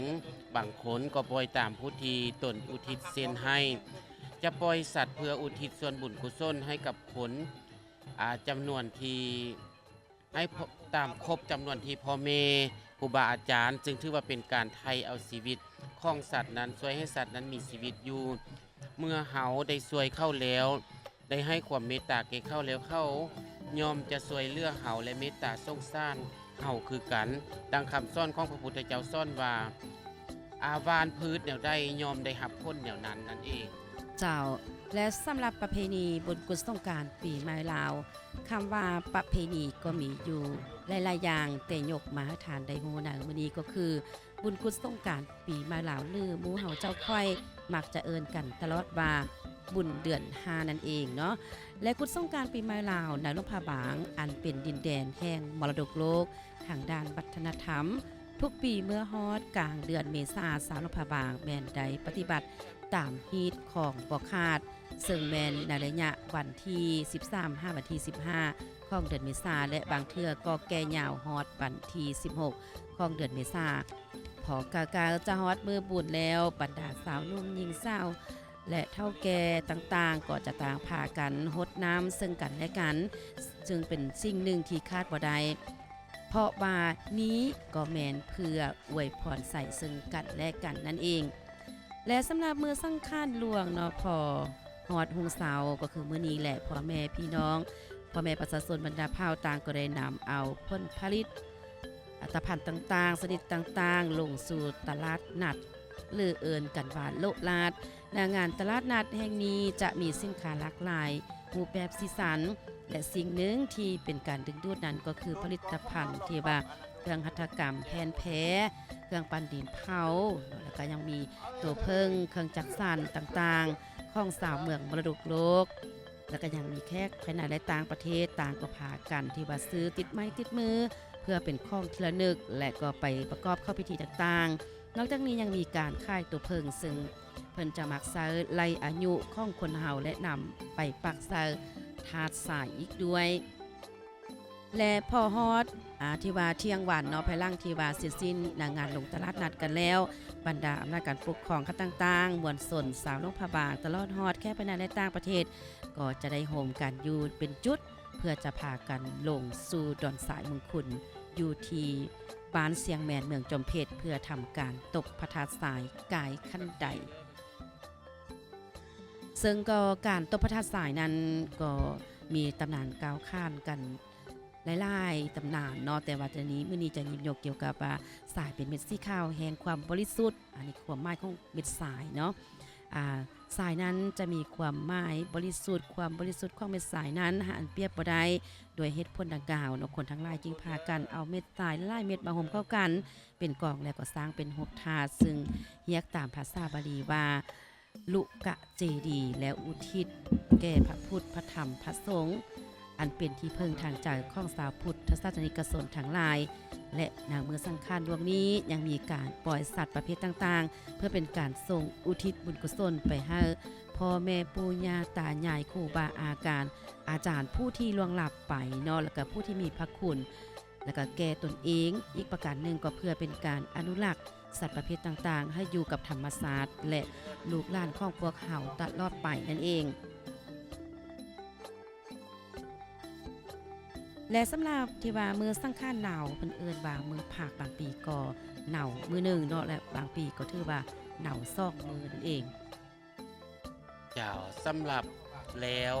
กิจกรรมบุญโลลาตอนช่วยมานี้ถือว่ากะเทียมกันแล้วเนาะจันทีโดยเฉพาะก็คือการเตรียมลงตกพระธาตุทรายที่ดอนทรายมงคลฟ้าทางเมืองจอมเพชรได้ว่าง่ายๆก็คือยังอยู่กลางข้องอยู่เนาะสำหรับดอนทรายมงคลที่จัดขึ้นทุกๆปีจุดใจกลางแม่น้ำคลองแล้วภายหลังที่ว่าเฮาสำเร็จจากการโลลาดแล้วก็อยู่ในระหว่างกิจกรรมของการตบพระธาตุทรายนี่จะมีกิจกรรมม่วนซื่นหดน้ำอยู่เส้นแคมคลองนี่ถือว่าบรรยากาศคึกคืนแล้วก็เส้นกลางคลองกลางเมืองกลางเมืองเจ้าคือว่าคึกคืนเส้นเดียวกันเนาะคันเว้าเรื่องการตบพระธาตุทรายนี่ก็เป็นฮิตของประเพณีของศาสนาพุทธบวกใส่บุญปีใหม่ลาวเฮาพวกเฮาได้เว้ากันแล้วว่าท้าวจันทพานิชพ่อค้าเที่ยวมากได้มาพักเสาอยู่ดอนสายแห่งนี้พร้อมทั้งกวดเม็ดทรายห่มเข้ากันเป็นหุบทาดเม็ดทรายดังกล่าวได้กลายเป็นเม็ดคำไปหมดการซ่าหรือจึงกลายเป็นฮิตของประเพณีของปวงชนลาวเฮาจนฮอดปัจจุบันนี้เพื่อเฮ็ดกองทรายให้เป็นสิริมงคลเป็นกุศลให้แก่ผู้ได้ปฏิบัติดังนี้ท่านได้กล่าวไว้ตอนหนึ่งว่าพระเจ้าปัดเส้นโกศลพร้อมด้วยพระบรมสานุวงศ์ได้เสด็จจากเมืองท่าวัดที่ได้ไปพระราชหาดสายแคมฟังแม่น้ำคลองไกลเมืองแห่งนี้พระองค์ก็ได้มองเห็นว่าเม็ดทรายอยู่บริเวณนี้เป็นสีข้าวบริสุทธิ์ผุดพอง5สิ่งเปรียบบ่ได้พระองค์ก็มีใจอันเลื่อมใส่กวดเม็ดทรายดังกล่าวท้อนห่มเข้ากันให้เป็นกองทรายและกวดเป็นหุบทาบภาษาบาลีเว้าว่าจุลเจลีแล้วก็บวชเป็นพระธาตุทรายในกะละครั้งนั้นพระพุทธเจ้าได้ไปประทับอยู่ที่บุพภาหลามมหาวิหารที่นางวิสาขาสละทรัพย์ได้สร้างถ้วยเป็นเงิน27โกฏพอดีพระเจ้าปัดเส้นทีโกศลเข้าไปเฝ้าพระพุทธเจ้าท่ามเทิงอานิสงส์แห่งการก่อพระธาตุทรายว่ามีอานิสงส์เท่าใดพระพุทธเจ้าผัดตอบว่ากุศลที่มีศรัทธาอันแห่งกาก่อพระธาตุทรายก็จะได้รับอานิสงส์ดังกล่าวนี้ถ้าเกิดเป็นมนุษย์ตายเป็นผู้อุดมสมบูรณ์เนาะแล้วเกิดชาติใหม่ก็จะมีความหังมีเป็นดีตามนิทานที่ได้เว้ากันมาถ้าจากมนุษย์แล้วก็จะได้เกิดไปช่วงสวรรค์ทิพย์พระสมบัติมีนางฟ้าบริวารดังนั้นจึงเล่าลือกันมาจึงเหตุให้ผู้ที่มีน้ำใจเลื่อมใสศรัทธาก่อพระธาตุหรือเจดีย์อยู่วัดแห่งต่างๆเพื่อบุญกุศลตนเองในชาตินี้และชาติหน้าเพื่อนำเอาความทางหั่งมีทั้งซ่องยังรวมเข้ากันในบุญปีใหม่ลาวตามนิทานที่เฮาได้เว้ามานี่เนาะนี่ก็คือนิทานหรือว่าความเป็นมาหรือว่าเรื่องราวแต่ก่อนว่าเป็นอย่างจริงมีพิธีตบพระธาตุทรายที่ดอนทรายมงคลนั่นเองก็คือมีเรื่องราวและก็นิทานเล่าสู่กันฟังมาแต่ดึกดำบรรพ์นั่นเองเจ้าซึ่งทีมงานของพวกเราบ่สามารถที่ว่าจะไปถ่ายทอดสดเนาะภาพบรรยากาศงานที่ว่าตบพระธาตุทรายอยู่ที่บ้านเสียงแมนเมืองจอมเพชรฉะนั้นก็ได้เอาตำนานที่เราค้านกันสืบทอดกันมาได้มาเล่าสู่ฟังท่านผู้ชมที่เคารพต่อจากนี้ไปเราไปติดตามรับชมสิ่งที่น่าสนใจและผู้ที่ให้การสนับสนุนการถ่ายทอดสดในครั้งนี้ไปติดตามรับชมพร้อมกันได้เลยกลับเข้าสู่บรรยากาศงานลงตลาดนัดกันอีกเดิมเนาะซึ่งในขณะนี้ก็ถือว่ายังขับขานแน่นไปด้วยมวลชนกันกำลังลังไล่กันเข้ามาสู่ถนนเจอกลางเมืองเพื่อจะได้มาถ่ายรูปอยู่ที่สถานที่ตัวหน้าน้ำพุเนาะปีหนึ่งต้องได้มาถ่ายรูปไว้เป็นทีละนึกอยู่ที่น้ำพุแล้วก็ที่ว่าจะได้รูปกันเลยว่ามื้อนี้ว่าโอ้ยได้มาเที่ยวน้องผาบางเนาะได้มาเที่ยวเมืองมรดกโลกได้ภาพประทับใจหลายๆสิ่งหลายๆอย่างก็อย่าลืมเด้อเชิญชวนทานแค่ต่างดาวท้าวต่างเมืองมาเที่ยวเบิ่งฮิตของประเพณีอันดีงามของสาวนครผาบางเพราะว่าจะเป็นการที่ว่าสาบานญาตินำด้วยการที่ว่ามีพระสงฆ์สามเณรหลายๆห้อยองค์เนาะแล้วก็นอกจากนั้นก็ยังมีวิธีการดำรงชีวิตที่เรียบง่ายสถาปัตยกรรมในการที่ว่าปลูกสร้างก็กลมกลืนกับ ตัวนครหลวงพระบางหรือว่าตัวเมืองนั่นเองและนี่ก็คือว่าจุดกลางน้ำพุนั่นเองที่เป็นอนุสรณ์สถานที่หลายๆคนก็มักจะมาถ่ายรูปไว้เป็นที่ระลึกเนาะพาลูกพาหลานฉะนั้นสิ่งสำคัญพาลูกพาหลานมาก็อย่าลืมเนาะเบิ่งลูกเบิ่งหลานของทานนั้นที่ว่าบ่ให้ละสายหูสายตาเนาะเบิ่งความเป็นระเบียบเรียบร้อยเพราะว่าบ่ให้มีเกิดอันตรายแก่เด็กน้อยนั่นเองนี่นะโอกาสบุญกุศลสงกรานต์ปีใหม่ลาวก็อยากให้ทุกท่านนั่นแหละเนาะประสบพบพอแต่สิ่งดีๆได้รับคำอวยพรจากผู้หลักผู้ใหญ่ที่ว่ารับพรดีๆสิ่งดีๆเข้ามาในชีวิตของพวกเฮาในโอกาสปีใหม่กันแล้วสิ่งใดที่บ่ดีบ่ว่าจะเป็นสิ่งที่พวกเฮานั้นพบพอมานะปีเก่าก็ขอทิ่มไปนำปีเก่าเนาะปีใหม่ก็สร้างผลงานให้ยิ่งใหญ่กว่าเก่า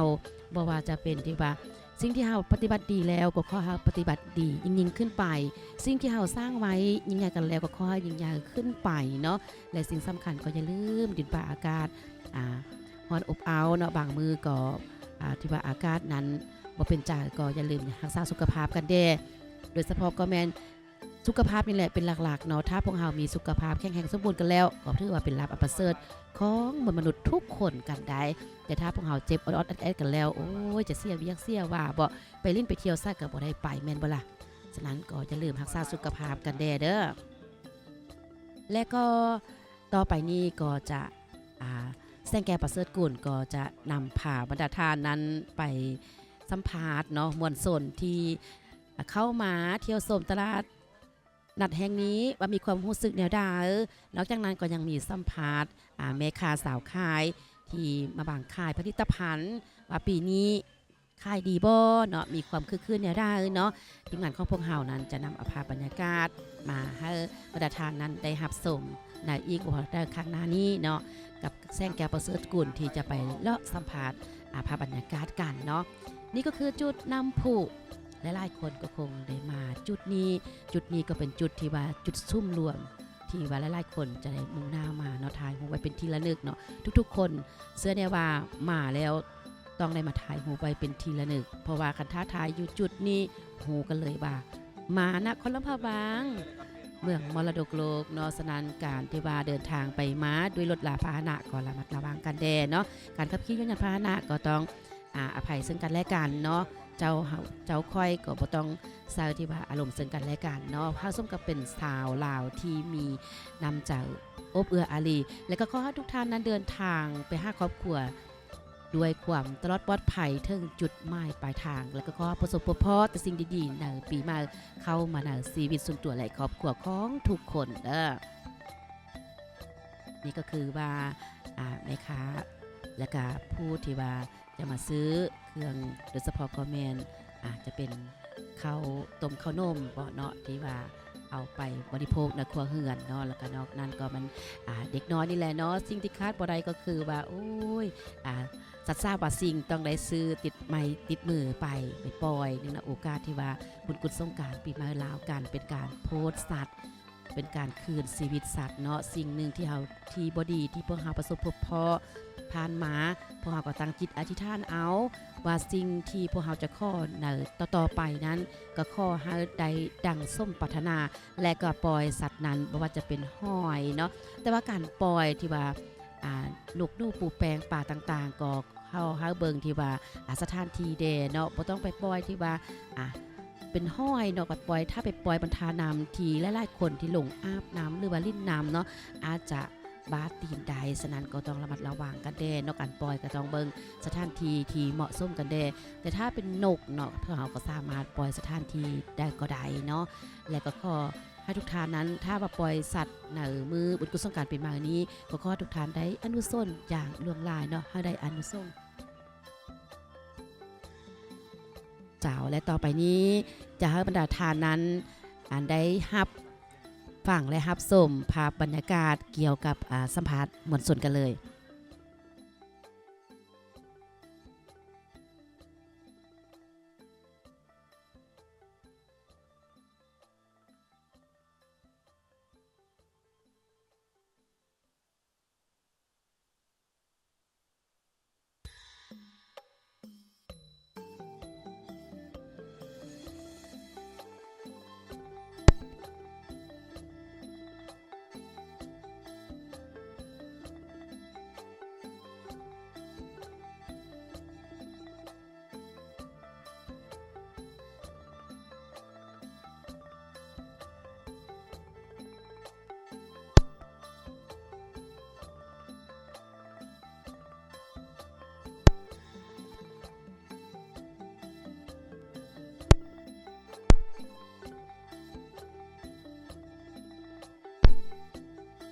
เสียงมาบอฮัลโหลฮัลโหลฮัลโหลโอเค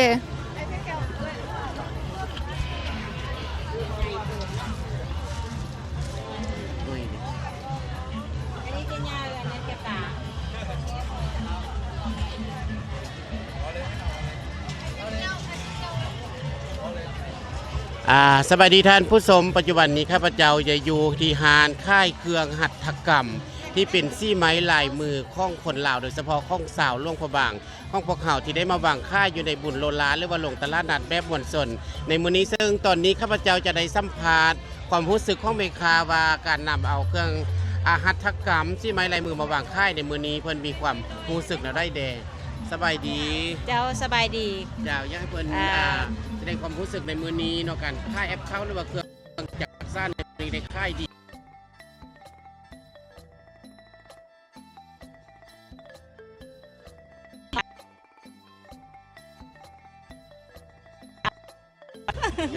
เจ้า สินค้าในแผงพวกเก่าหรือว่าถือพวกเก่า แมนสินค้าปีนี้ก็ถือว่าขยับขึ้นแพงขึ้นกว่าเก่า แพงขึ้นกว่า เจ้าเจ้า อาจจะย้อนมาจากสาเหตุได้เนาะ อ่า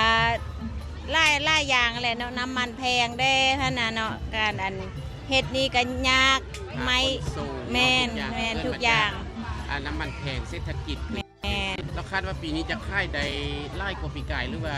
คืดวานเอาได้ ปีนี้คาดว่าจะบ่ได้ไล่ทอปีกายเนาะ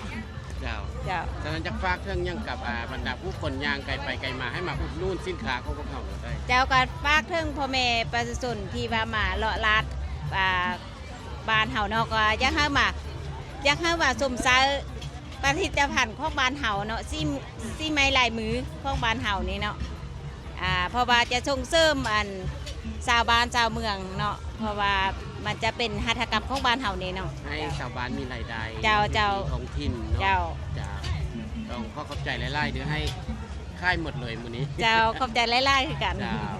เจ้าท่านผู้ชมนั้นก็คือเสี่ยงจากเมคาที่มาวางค่ายสินค้าหัตถกรรมหรือว่าแอปเข้าซี่ไม้ลายมือที่มาวางค่ายในมื้อนี้เพิ่นได้สะท้อนออกมาว่าปีนี้บ่ม่วนปานปีกายเนื่องจากว่าเศรษฐกิจต่างๆ มีการเปลี่ยนแปลงย้อนราคาน้ำมันเพิ่มขึ้นแต่แนวใดก็ตามจึงช่วยๆกันมาอุดหนุนหัตถกรรมบ้านเฮาเพื่อให้มีรายได้หลายขึ้น กลับไปที่หน่วยพักอยู่ที่พักสนามคือเก่า นั่นก็ ขอบใจหลายๆเด้อแล้วค่าได้ค่ายม่านเฮงๆรวย แม่ค้าที่นำเอาเครื่องหัตถกรรมจักสานแห่งนี้เนาะมาทำเบิ่งว่าเป็นยังไงที่ไปที่มาเนาะแล้วก็การที่ว่าค่ายปีนี้เป็นยังไงเนาะ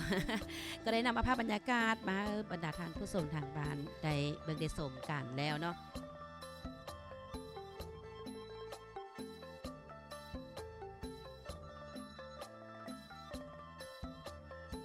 และต่อไปทีมงานของพวกเราก็ยังจะนำเอาภาพบรรยากาศไปสัมภาษณ์มวลชนมาให้แกบรรดาทานได้รับชมกันอีกดื่มแล้วก็อย่าลืมท่านผู้ชมทางบ้านเลือกภาคส่วนได้นอทียากที่ว่าโฆษณาบอยากไปทายทอดงานนั้นงานนี้บอทีมงานซอยทราบพร้อมแล้วที่จะไปหับเสาแก่บรรดาทานอย่าลืมมีงานกิจกรรมต่างๆเอื่นเสาเอื่นหาทีมงานซอยทราบโปรดักชันใดติดต่อกับทีมงานของพวกเราได้เด้อเพิ่งจะเป็นทีมงานที่ว่าน้องมาแต่ว่าไฟแหงฉะนั้นปีนี้ก็ถือว่าเป็นปีทำอิฐที่ทีมงานซอยทราบมาถ่ายทอดภาพบรรยากาศประกวดหนังสังขารงานลงตลาดนัดเป็นมนสนงานแฮบอลและปีนี้พิเศษเนาะจะมีการถ่ายทอดสดพิธีอาราธนาอังเสริญพระบางลงหดทรงกันอีกเติมฉะนั้นท่านได้ที่ว่าบ่ได้มาเที่ยวอยู่ที่นพบางก็สามารถเบิ่งภาพบรรยากาศอยู่ทางบ้านใดเนาะว่าท่านผู้ชมบ่มีเงินไขที่ยักมาอยู่แต่บ่มีเงินไขก็สามารถเบิ่งผ่านถ่ายทอดทางFacebook แล้วก็ YouTube ทางสถานีวิทยุโทรภาพใดเนาะเหมือนของพวกเราจะนำภาพบรรยากาศแห่งความภาคภูมิใจ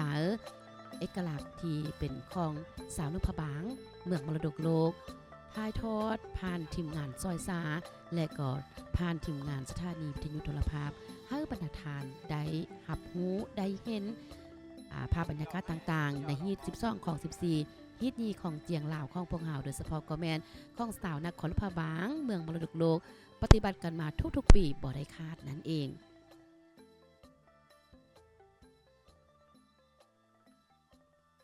และในขณะนี้ก็ถือว่าบรรยากาศกำลังคึกคืนอยู่สถานที่แห่งนี้โดยเฉพาะก็เป็นสถานที่ที่ลงตลาดนัดเนาะบ่ว่าจะเป็น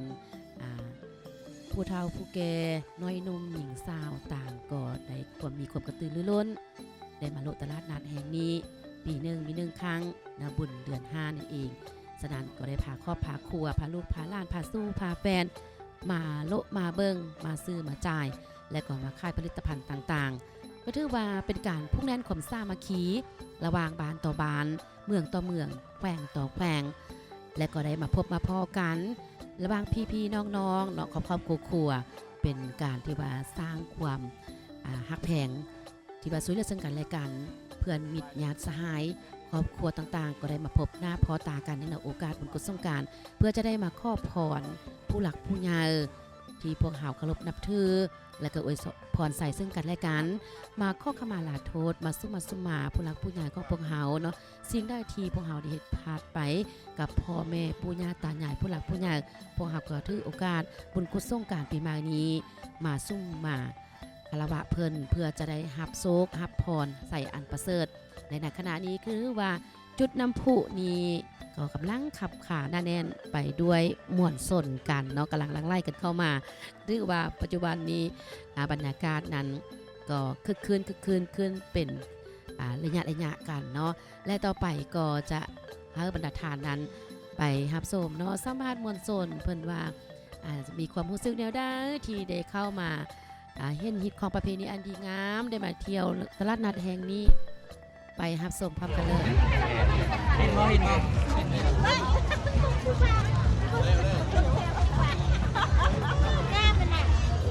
จากท่านผู้ชมตอนนี้ข้าพเจ้าอยู่กับนักท่องเที่ยวที่มาเที่ยวในงานบุญโลลาดหรือว่าลงตลาดนัดแบบม่วนส้นอยู่ที่กลางตลาดตอนนั้นน้ำพุเลยตอนนี้เราจะมาสัมภาษณ์ความรู้สึกของเพิ่นว่าเพิ่นมีความรู้สึกแล้วได้เพิ่นมาจากไส้และลิ้นบุญบุญโลลาดวันนี้ม่วนบ่ลือซื้อยังเดคือจังซี่เนาะเจ้าสบายดีเจ้าอยากให้แนะนำตัวเองว่ามาซื้อจังใดแล้วมาจากไส้ สบายดีซื้อพงไบรมาจากนครหลวงเวียงจันทร์ เจ้าคนนี้ ซื้อตีมาจากนครหลวง เจ้ามื้อนี้ได้มาเที่ยวบุญโลลาดหลวงพระบางมีความรู้สึกแล้วได้เด รู้สึกประทับใจแล้วก็ตื่นเต้นเป็นครั้งแรกของน้องที่มา เจ้า ม่วน เพื่อนี้เป็นเพื่อทำอิฐบ่ โดย แล้วเพิ่นเด เขาเทือที่2ละ เพื่อที่ซ่อม โดย แด แล้วมันเป็นตลาดที่2 ปีมีเทื่อนึงมีปีใหม่แล้วก็ห่อข้าว เจ้า เลยแล้ว มาปีนี้ได้ซื้อยังไงมื้อนี้ซื้อยังเดนี่ ซื้อตัวเพิ่ง เป็นจังไดจึงซื้อตบเพิง เอา เค ไป ย ตบ ซื้อบ่ เอาไปตบพระทาย โอ้เกี่ยมตบลงพระทัดสาย โดย เนาะสำหรับตบเพิงนี้สาวหลวงพระบางว่าเขาจะได้เพิงพาอาศัยสัตว์ทราบ แม่นละ สิ่งเหล่านี้เพื่อเป็นสิริมงคล โดย และไฟล่างที่แล้วจากบุญตลาดนัดนี่แล้วหรือว่าโลลาแล้วไปลงตอนสายเป็นบ่ แม่นละ ปีนี้มานำกันจากคน เกือบ เกือบ10 คน โดย แล้วมีความรู้สึกแล้วประทับใจเนาะได้แด 10ก็ว่าแนวใดมันก็แตกต่างจากเวียงจันทน์หั่นแหละไปเนาะมันเวียงจันทน์มันบ่มีแบบนี้แล้วก็อยู่หลวงพระบางนี่มันเหนียวแน่นเกี่ยวกับวัฒนธรรมหลายกว่าโดยแล้วก็แข็งแรงหลายกว่าบ่อนอื่นว่าซั่นซะโดยอันใดบ่เคยเห็นวัยรุ่นบ่เคยเห็นก็ได้เห็นอันใดที่ว่าบ่เคยมีคนเฮ็ดมาก่อนก็อยู่นี่ก็ยังมีคือเก่าก็ถือว่าเหนียวแน่น ครับ เลย รายยักษ์ฟ้ายังเครื่องบรรดาหมู่ครูหรือว่านักท่องเที่ยวผู้อื่นเชิญชวนมาท่องเที่ยวลูกกระบาง ตัวเราอยากเชิญชวนทุกคนเนาะให้มาเที่ยวบุญโลลาดเนาะเป็นสิ่งที่ประทับใจหลายเนาะคันแค่คุณได้มา วันนี้จะฝากเกี่ยวกับนักท่องเที่ยวที่จะเดินทางมาเที่ยวลูกกระบาง ก็ฝากถึงนักท่องเที่ยวนั่นแหละเนาะว่าให้ลองเปิดอกเปิดใจว่าซั่นซะครับสิว่าได้ใดครับซึมซับในวัฒนธรรมของลาวแล้วก็ของเมืองหลวงโดยให้แบบว่าสิว่าได้ดี ช่วยกันอนุรักษ์ แม่ละช่วยกันอนุรักษ์รักษาโดยคือพวกน้องนี่ก็ไว้หนุ่มนั่นแหละไปโดยก็นุ่งเครื่องกับแล้วคนก็สิว่าคือผู้เฒ่าก็ยาว เห็นจากการนุ่งคือเนาะที่เป็นการสะท้อนให้เห็นว่าเอาก็เป็นผู้หนึ่งที่ว่าช่วยการอนุรักษ์รักษาวัฒนธรรมลาวให้พวกเขาให้คงอยู่เป็นการกระตุ้นเศรษฐกิจแล้วก็ดึงดูดนักท่องเที่ยวเข้ามาเที่ยวโลกกระบางหลายขึ้น โดย ก็ขอบใจหลายๆเด้อให้เที่ยวอย่างมีความสุขเด้อจ้าสวัสดีปีใหม่เด้อนั่นก็คือเสียงสะท้อนจากบรรดานักท่องเที่ยววัยรุ่นวัยหนุ่มที่มาท่องเที่ยวบุญโลลาดหลวงพระบางก็พวกเขาเซิงเพิ่นได้เป็นตัวแทนในการนุ่งเครื่องให้มี เอกลักษณ์แบบดังเดิมในการกระตุ้นวัฒนธรรมรักษาวัฒนธรรมฮิตของประเพณีสิ่งที่ดีๆของหลวงพระบางนี้ไว้ตลอดไป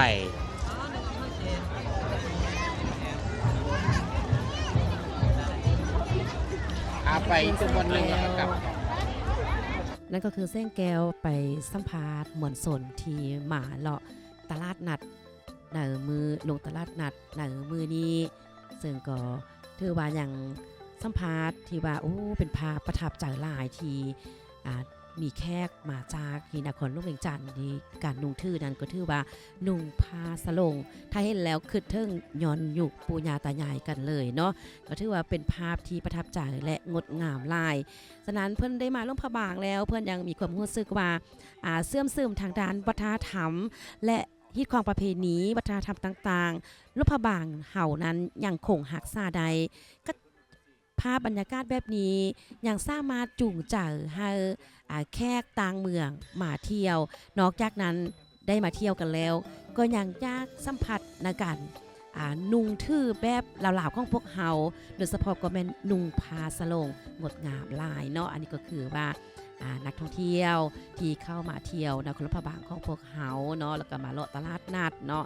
มาหาญาติพี่น้องแล้วก็มาร่วมถ่ายรูปต่างๆฉะนั้นงานของพวกเขาก็ถือว่าได้นำเอาซีซันบริการเป็นโลสัมภาษณ์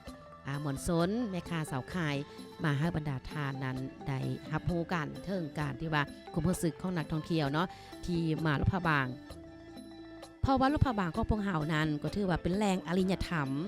ในการที่ว่ารักษาได้ขนบธรรมเนียมฮิตของประเพณีอันดีงามบ่ว่าจะเป็นการตื่นเช้าๆลูกสะบาดญาตินำเนาะของอันนั้นสาวเหมือนของพวกเราปฏิบัติกันมาเนาะแล้วก็เป็นแรงสุดรวมของพระสงฆ์สามเณรนั้นหลายๆ100 องค์ถือว่ามี300 ป่ายกว่าองค์กันเลยเนาะแล้วก็ยังเห็นภาพบรรยากาศที่ว่านักท่องเที่ยวตอนเช้าๆนี้ใส่บาตรให้แก่พระสงฆ์สามเณรนี่ก็คือว่าภาพมุมสูงในตลาดนัดอยู่ที่ถนนใจกลางเมืองก็ขับขาหน้าแน่นกันหลายพอสมควรกับมวลชนเต็มไปด้วยแขกต่างดาวชาวต่างเมืองตลอดฮอตมวลชนสาวนครพระบางมาเที่ยวชมตลาดแห่งนี้เนาะฉะนั้นเราเรื่องหลวงพระบางนี้ก็เป็นภาพแห่งประทับใจของหลายๆคนก็เว้าว่าเป็นเมืองสโลไลเป็นเมืองที่ว่าเบิ่งแล้วมีมนต์เสน่ห์เบิ่งแล้วเป็นที่ว่าลืมบ่ได้และก็อยากให้กลับมาเที่ยวหลวงพระบางอีกครั้งได้มาแล้วก็อยากได้มาอีกอันนี้แหละคือมนต์เสน่ห์1ก็คือว่าแหล่งท่องเที่ยว2ก็คือการต้อนรับ3ก็คือว่าพวกเขาต้อนรับแขกไปไทยมาด้วยมิตรภาพอบเอื้ออารีนี่แหละคือน้ำจิตใจของสาวเมืองมรดกโลกที่ปฏิบัติกันมาให้แขกต่างดาวท้าวต่างเมืองประทับใจแล้วกลับเข้ามาสู่นครพระบางมาเที่ยวชมแหล่งท่องเที่ยวต่างๆบ่ว่าจะเป็นตาดแซตาดกรุงศรีทำติงวัดวาอารามหลายแห่งของนครพระบางนอกจากนั้นก็ยังมีแหล่งท่องเที่ยวทางด้านวัฒนธรรมธรรมศาสตร์หลายๆอย่างที่สร้างความประทับใจให้หลายๆคนที่ได้เข้ามาท่องเที่ยวนครพระบางถือว่าหลวงพระบางนี้เอาเวียกงานการท่องเที่ยวนี่แหละเป็นเศร้าคำอันดับต้นๆเป็นเวียกงานอันดับ1เป็นบุญวิสิตอันดับ1ในการสร้างรายได้ให้กับพ่อแม่ประชาชนแคว้นหลวงพระบางของพวกเฮาฉะนั้นก็อย่าลืมสาวแคว้นหลวงพระบางของพวกเฮาต้องรักษาได้ขนบธรรมเนียมฮิตของประเพณีแหล่งท่องเที่ยวต่างๆก็ต้องรักษาได้ความสดงดงามเนาะเวลาไปลิ้นไปเที่ยวก็อย่าทิ่มขี้เหงื่อสะสายเป็นการทำลายสิ่งแวดล้อมเป็นการทำลายสภาพพจน์ที่บ่จบบ่งามเนาะโดยเฉพาะก็แมนมาเที่ยวตลาดนัดแห่งนี้เนาะอย่าทิ่มขี้เหงื่อลงถนนหนทางเด็ดขาดเนาะถ้ามีขี้เหงื่อแล้วก็จับไว้ไปทิ่มบอนที่เพิ่นจุดที่เพิ่นให้ทิ่มขี้เหงื่อเนาะเพราะว่าจะเป็นภาพอันหนึ่งที่สร้างความประทับใจให้แก่นักท่องเที่ยวให้ส้มกับว่าหลวงพระบางเป็นเมืองมรดกโลกเป็นเมืองที่สะอาดเป็นเมืองที่น่าเที่ยวชมของนักท่องเที่ยวหลายๆคนเป็นเมืองจุดหมายปลายทางของนักท่องเที่ยวที่ยากมาเที่ยวชมอันดับต้นๆนอกจากนั้นก็ได้หลายๆรางวัลระดับโลกกันเลยที่ว่านครพระบางของพวกเราเฮ็ดได้ฉะนั้นก็ให้ร่วมกันสืบสานสิ่งที่ดีงามนี้ให้คงอยู่คู่กับลูกหลานของพวกเราตลอดไปโดยเฉพาะก็แม่นงานลงตลาดนัดแบบนี้เนาะ หลายๆเขตก็คงจะคิดว่าอยู่แถวชนบทมันอาจจะมีแต่ว่าอันนี้สาวนครพบางจะมีอยู่ที่ตามนครพบางกันเลยต่อไปจะพาทานเข้าสู่ภาพบรรยากาศไปสัมผัสมวลชนกันอีกตืมหรือว่าไม่คาสาวคากันอีกตืม ท่านผู้ชมที่เคารพตอนนี้ข้าพเจ้ายืนอยู่กับร้านขุนเข้าซึ่งมีผลิตภัณฑ์สินค้าหลากหลายอย่างที่ร้านขุนเข้านี่เนาะมานำวางแสดงแล้วก็มาวางค่ายให้กับผู้มาท่องเที่ยวได้จับใส่สร้อยหรือว่าซื้อนำติดไม้ติดมือไปกินลองเบิ่งว่ามันแซ่บซ้ำได้ และมีผลิตภัณฑ์ยังใดนั้นไปพบกับเจ้าของร้านของเพิ่นได้เลยเนาะสบายดีเจ้าอยากให้เพิ่นแนะนำเบิ่งว่าผลิตภัณฑ์ของร้านทำมียังใดละอันจุดพิเศษหรือว่าจุดที่จุดค่ายของร้านเฮามียังใดที่เป็นหน้าดึงดูแล้วก็เป็นการกระตุ้นเป็นการส่งเสริมผลิตภัณฑ์การท่องเที่ยวของพวกเฮาเนี่ยได้เนาะหลักๆผลิตภัณฑ์ของขุนเข้าของพวกเฮาเนาะก็ผลิตกล้วยจะเป็นกล้วยธัญพืชบ่ใส่แป้งบ่ใส่น้ำตาลบ่ทอดมันบ่ใส่น้ำผึ้งทุกอย่างของบ้านจะได้จากกล้วยสุก 100% จะผสมกับธัญพืชหลายกว่า13ชนิดขึ้นไปเนาะหลักๆก็คือมีผลิตจากกล้วยเอากล้วยมาเวลานั้นต้นกล้วยเพิ่นก็ตัดทิ่มเฮาต้นกล้วยให้มาแปรรูปเฮ็ดเป็นเสื้อกล้วยหลังจากเอาเสื้อกล้วยเสื้อกล้วยแม่นเสื้อกล้วยเฮ็ดจากต้นกล้วย100%เลยตากแห้งแล้วค่ะมารีดน้ำมันออกแล้วก็มาผลิตเป็นกระตาเป็นผ้ากล้วยอันนี้เป็นผ้ากล้วยบ่ต้นกล้วยหมดอันนี้กะกล้วยเสื้อกล้วยโคมไฟกระจากต้นกล้วยกระเป๋าตัวนี้กระจากต้นกล้วยมีกระเป๋าราคามันกระซ่องล้านซ่องตัวนี้แพงปานนั้นคุณบอกลิมิเต็ดหนึ่งเดียวใบเดียวในลาวราคาในโลกพบางที่แล้วก็ทางในมันจะเป็นอันนั้นบ่เอา อนาคตจะผลิตผ้าอันนี้ผ้าใหญ่กล้วยเป็นผ้าใหญ่กล้วยเม็ดกะเหรี่ย1ถ้าทรงยุโรป$60อันนี้เขาเซอร์เวย์การตลาดเรียบร้อยแล้วนะตอนนี้ผลิตภัณฑ์ของพวกเขานี่นะจะมีวางค่ายทั่วประเทศอยู่เวียงจันทร์อเมซอนทุกสาขาสกายมาร์กเจมาร์กกอกลิมปิงซองสาขาเบสโกและก็ยูนไหนถึงขบวนรถไฟโคไฟส่งลาวจีนเป็นอย่างจริงมีสาขาที่ทรงได้ขนาดนี้ก็ย้อนว่าค่อยพยายามผลักดันผลิตภัณฑ์ค่อยดีถ้ามันค่ายตัวมันเองเพราะฉะนั้นลูกค้าที่กลับมาซื้อก็ส่วนใหญ่เป็นลูกค้าเก่าและบางคนที่กลับมาซื้อก็ค่อยเห็นค่อยดีใจโปรดักต์นี่แหละที่ว่าเป็นหน้าตาค่อยสำหรับค่อยนำออกไปเป็นของตอนของฝากจากลาวเมกอินลาวเราเอาไปดูไบเอาไปซาอุเอาไปสิงคโปร์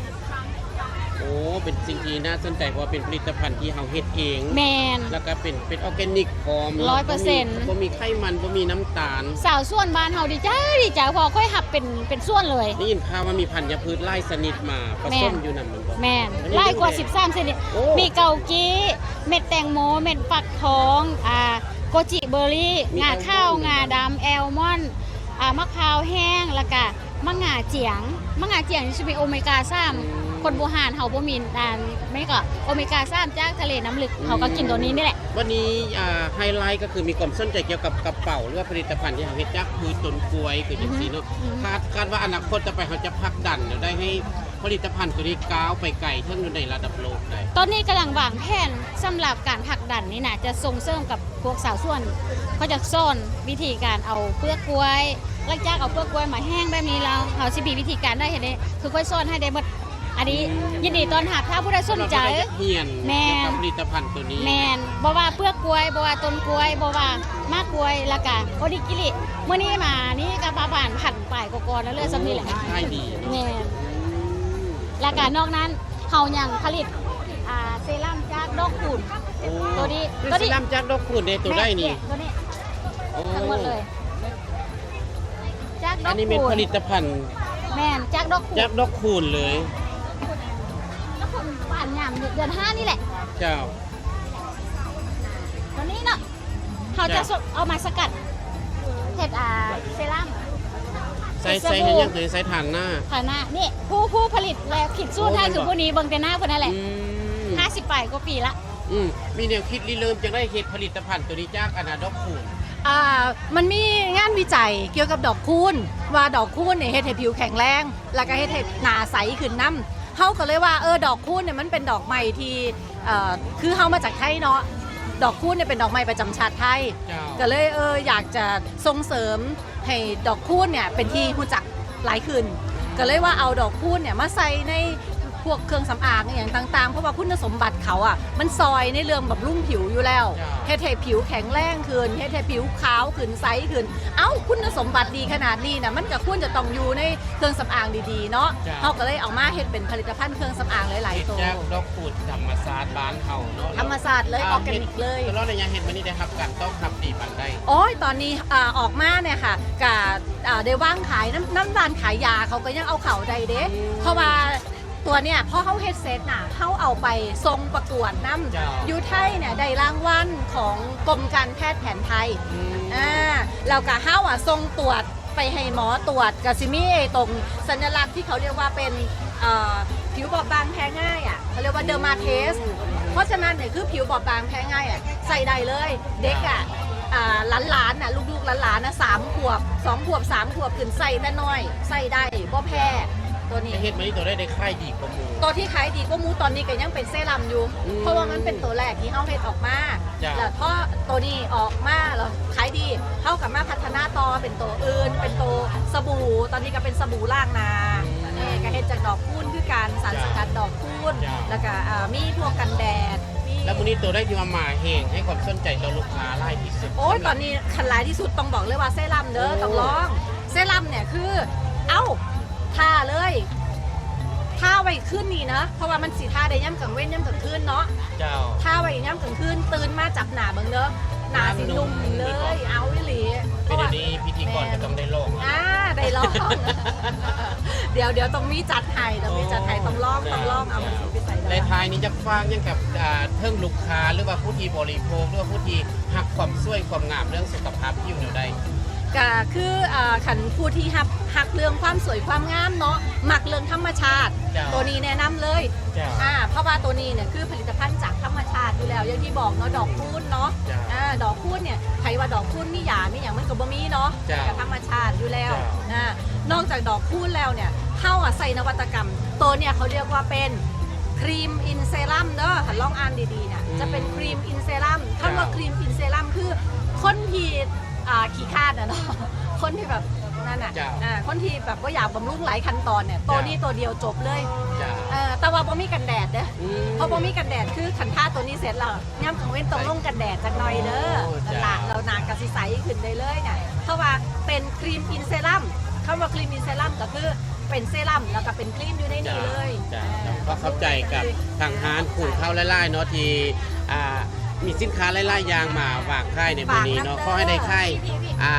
ไล่ๆเด้อมวลปังๆเด้อจ้าขอขอบใจช่องทีละ1เด้อเจ้าท่านผู้ชมต่อจากนี้ไปเชิญทานติดตามรับชมโฆษณาและผู้ที่ให้การสนับสนุนการถ่ายทอดสดในครั้งนี้ไปติดตามรับชมพร้อมกันได้เลยผ่านไปนั่นก็คือสิ่งที่น่าสนใจจากทางรายการของพวกเราและก็เส้นแก้วประเสริฐคุณก็ได้ไปสัมภาษณ์มวลชนเนาะเกี่ยวกับการที่ว่าแม่ค้ามาขายเครื่องที่เฮ็ดด้วยจากต้นกล้วยและก็เปลือกกล้วยเนาะซึ่งก็สามารถไปเฮ็ดเป็นกระเป๋าได้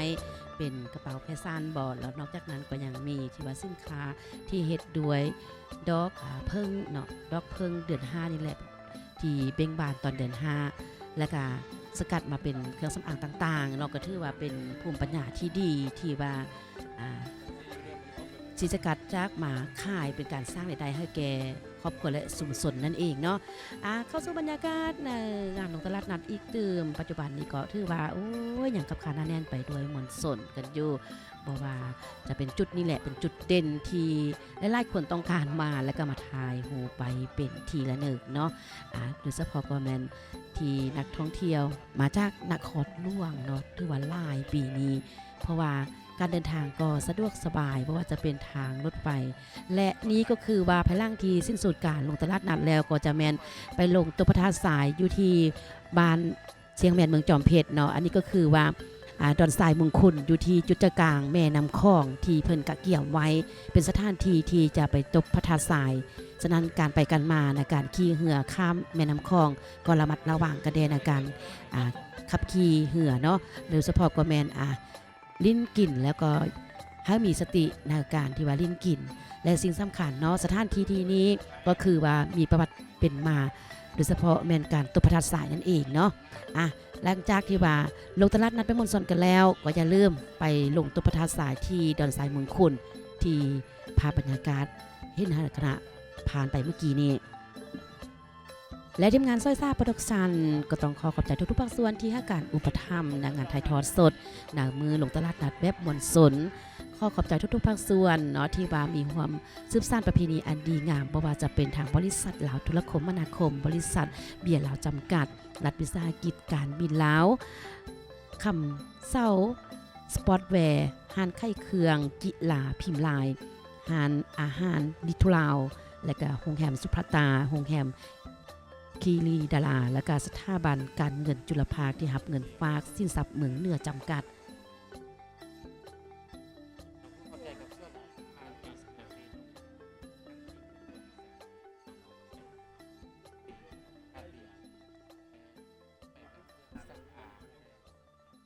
ปังทองเบเกอรี่อันนี้ฝากเงินจากฝากสามจำกัดโลกพบางพิพิธภัณฑ์เมออนร้านกาแฟซีโนที่ไอเดียไปรายการวิสาหกรรมอันนี้ยกตัวสำคัญของนักเด็กที่ไหนบริษัทช่องร้านกาแฟซีคอมไปปลายโลกพบางบริษัทอันนี้ที่จำกัดโรงเรียนบริษัทที่4สำรวจออกแบบและที่ปรึกษาจำกัดธนาคารการค้าต่างประเทศล่วงพระบาทเจ้านอกจากนั้นก็ยังมีภาคส่วนที่อุปถัมภ์ทางสถานีวิทยุโทรภาพนั่นก็คือบริษัท DSK Group และก็ธนาคารการค้าต่างประเทศลาวมหาชนบริษัทผู้ซี่ก่อสร้างแป้นพระบางธนาคารพัฒนาลาวธนาคารแห่งซอบปปลาวภาคเหนือสถาบันการเงินจุลภาคที่รับเงินฝากจำปาลาวบริษัทลาวธุรคมแขวงนครบางบริษัทอ่างทองแขวงนครบางรัฐวิสาหกิจไฟฟ้าลาวและรัฐวิสาหกิจน้ำประปาต้องขอบใจทุกๆภาคส่วนที่ให้การอุปถัมภ์ทุกท่านนั้นมีส่วนร่วมในการร่วมสืบสานประเพณีอันดีงามของสาวนครนครบางคงอยู่คู่กับสาวนครลาวและก่อซัดลาวของพวกเราตลอดไปนี่ก็คือภาพมุมสูงเนาะที่อาจจะเหมือนของพวกเราบินโดรนที่ว่าให้ทานนั้นได้เห็นภาพมุมสูงความสวยสดงดงามของอาคารสถานที่ถนนหนทางแล้วก็มวลชนที่มาลังไล่กันมาสู่ตลาดนัดก็คือตลาดนัดอยู่ที่เดินทาดกันอีกตื่มนอกจากใดเที่ยวชมผลิตภัณฑ์สินค้าที่มาวางขายในบนโลลาดที่ถนนที่สว่างวงแล้วทานอย่างใดติดไปชมไปลอกซื้อสินค้าแล้วก็พาลูกพาล้านไปลิ้นส่วนสนุกต่างๆอยู่ที่เดินทันล่วงกันอีกตื่มที่ว่าอำนวยความสะดวกหลายๆอย่างสำหรับบุญกุศลสงกรานต์ปีใหม่และตั้งแต่มื้อเช้ามาฮอดปัจจุบันนี้วังว่าบรรดาพ่อแม่พี่น้องนักท่องเที่ยวผู้ที่มาโลลาดในมื้อนี้ก็คงจะได้ถ่ายรูปได้ซื้อเครื่องซื้อของหลายสิ่งหลายอย่างให้กับลูกกับเต้ากับครอบกับครัวของตนเองกันอย่างเต็มที่โดยเฉพาะก็คือสะคำคุณยอคือจังซี่เรื่องที่ไปบูชมบูชาตามความเชื่อถือเบื่อให้คำให้คุณเนาะมื้อบูชาก็คงจะเป็นมื้อต่อไปแต่มื้อนี้ต้องเป็นมื้อห้างมื้อเกี่ยมได้จันทีเพื่อว่าหลายคนมาแล้วมันค่ายอยู่ในบอนเดียวนี่คือจังซี่เนาะซื้อไปพร้อมได้มาท่องเที่ยวแล้วคือจังซี่นอกนั้นก็ยังมีโต๊ะเพิ่งแล้วก็บางคนก็ซื้อประเภทซาน้ำเกียงซื้อเสื้อซื้อผ้าที่ไปลิ้นในมืออื่นมือต่อไปก็ยังมีหลายๆมือเรากิจกรรมอยู่โรงพยาบาลของพวกเราฉะนั้นก็รับรองว่าประทับใจกันอย่างแน่นอนเนาะแล้วก็อย่าลืมที่ว่ามื้อนี้ที่ว่าตอนเช้าน่ะมื้อนี้เนาะก็ถือว่าสำเร็จเสร็จสิ้นกันแล้วเนาะหลายๆท่านก็คงจะเอากระทงที่ไปเสียเคาะเส้นน้ำไปปล่อยลงสู่แม่น้ำเนาะบางคนก็ปล่อยในตอนเช้าบางคนก็ปล่อยตอนช่วยบางคนนั้นตอนแลงเนาะไต้ทุบไต้เทียนแล้วก็บูชาแล้วก็ปล่อยลงสู่แม่น้ำเนาะเพื่อปล่อยสิ่งชั่วร้ายออกไปนำปีเก่าสันซาเนาะและก็คือภาพบรรยากาศในขณะนี้มวลชนก็กำลังลังไล่กันเข้ามาอยู่อย่างขับขาหน้าแน่นกันอยู่เนาะเพราะว่าปีนึงมี1ครั้งเด้เนาะบุญเดือน5เรือบุญกุศลสงกรานต์ปีใหม่ลาวก็แน่นอนก็ต้องได้มาสัมผัสได้มาฮู้ได้มาเห็นว่าแต่ละปีนั้นแตกต่างกันบ่เนาะแตกต่างกับปีที่ผ่านมาบ่ปีนี้มีอย่างแดที่จะนำมาวางค่ายและมีความที่ประทับใจอย่างเด้เนาะอันนี้ก็คือว่ามวลชนก็ได้ลังไล่กันเข้ามาโดยเฉพาะก็แม่นเนาะแขกต่างดาวชาวต่างเมืองลังไล่กันเข้ามาการที่ว่าเดินทางมาก็สะดวกสบายบ่ว่าจะเป็นเส้นทางรถไฟบ่ท่านด้วยการบินลาวบ่หรือว่าการเดินทางโดยรถบ่เนาะก็ขอให้ระมัดระวังเนาะก็ขอให้เดินทางด้วยความตลอดปลอดภัยทุกประการถึงจุดหมายปลายทางก็ขอให้ทุกท่านนั้น ประสบพบพอสิ่งดีๆและได้รับใส่พรอันประเสริฐจากญาติผู้ใหญ่ในโอกาสบุญกุศลสงกรานต์ปีใหม่ลาวกันนี้ เดี๋ยวตั้งแต่เช้าตั้งแต่5 โมงเช้าคันบ่เรื่องไม่ค้าก็มาตั้งแต่3 โมงเช้าก็มีเนาะมาวาง มืดกันเลย ซื้อนี้5 โมง 6 โมงเริ่มมาแล้วเราเริ่มทยอยบางคนมาแต่เช้าพอช่วยมายันฮ้อนแต่ว่ามื้อนี้เนาะต้องขอบใจกับอากาศที่ว่าเป็นใจเทๆเนาะบ่เฮ็ดให้อากาศร้อนสำหรับผู้ที่ว่ามาโลคือจังซี่นี่ก็คือข้าวนมพื้นเมืองล่วงพระบางเนาะเฮ็ดจากมันต้นเนาะเฮ็ดจากมักทั่วเรื่องเฮ็ดจากข้าวเหนียวข้าวกำคือจังซี่ จากมักฝากหรือว่ามักอื่นเนาะ ห่อใส่มักถั่ว เจ้าถั่วดำ ใส่ บ่ มักกล้วยแล้วก็มะพร้าวโหยน้ำตาลเหยาะใส่นิดนึงบางคนบ่มักน้ำตาลก็กินกับมะพร้าวกับมันหมักว่านจากธรรมชาติของมันต้นจากมักกล้วยแล้วก็มักถั่วคือจังซี่ก็เห็น ขนมพื้นเมือง รสชาติ แบบนี้เนาะถือว่า เจ้า หากินได้ยากเนาะบางท้องถิ่นนั้นเกือบบ่มีกันเลย เจ้า เนาะฉะนั้นมีแน่นอนอยู่โรงพยาบาลของพวกเฮาอยากกินรสชาติขนมที่เป็นเอกลักษณ์และดั้งเดิมมาได้เด้อที่โรงพยาบาล เจ้าซึ่งเชื่อกันว่าหลายคนคงจะได้ปล่อยนกปล่อยหนูปล่อยห้อยคือจังซี่เนาะ เจ้า สำหรับเส้นแก้วลงไปสัมภาษณ์พ่อค้าแม่ค้าเมื่อกี้ก็เห็นคนขายเอาห้อยเป็นคู่เพื่อให้มาวางขายเพื่อให้ผู้ที่อยากจะปล่อยหั่นน่ะได้ซื้อแล้วก็มีนกจำนวนหนึ่งจะต้องได้ปล่อยเพื่อเป็นสิริมงคลให้แก่ตนเองปีหนึงปล่อยสัตว์เทื่อหนึงเพราะว่าตลอดระยะมาสัตว์บ่ว่าสัตว์บ่ว่าจะเป็นพืชบ่ว่าจะเป็นแม่น้ำโคขาหยังต่างๆเพิ่นก็ได้รอเลี้ยงสุบเลี้ยงชีวิตของคนเฮาฉะนั้นเฮาต้องไถ่ทอดหรือว่าโพดสัตว์เนาะคือดังที เจ้า หลายคนได้ซื้อเนาะนอกจากจะปล่อยอยู่ที่ตลาดนัดเพิ่นก็ไปปล่อยอยู่ที่ฮัตตุซี่ได้ เจ้าพระทัดพุซี่และตามวัดว่าอาหารต่าง ธรรมศาสตร์คือจังซี่เนาะ ๆ เจ้า ในเสื้อในว่าหลายคนก็ต้องอยากเก็บภาพบรรยากาศงามๆไปฝากไปตอนขอบให้ขัวมันไปลง Facebook ว่าปีนี้ไปเที่ยวล่วงพระบางไปโลลาดคือจังซี่บางคนว่าโลลาดมันหยังมันบ่โลลาดก็คือ แม การ น โลตลาดนั่นแหละเนาะแต่คำศัพท์ล่วงพระบางว่าโลลาดนั่นเอง เจ้าเพราะว่าเอกลักษณ์หรือว่าโรงพยาบาลของพวกเฮานั้นจะมีเอกลักษณ์เนาะการเว้าการว่าก็ต้องแม่นศัพท์ของโรงพยาบาลเนาะแต่ละแขวงแต่ละเมืองก็มีการคำเว้าสำเนียงปากเว้านั้นแตกต่างกันไป เจ้า สำหรับโรงพยาบาลนี้ก็แม่นลงท้ายด้วยว่าไปเยอะมาเยอะแล้วก็แม่นแท้โอเนาะบางคนนั้นมักจะเอาลงโซเชียลมาที่ว่ามาล้อเลียนหรือว่าต่างๆว่าอีฮูอยู่สร้าง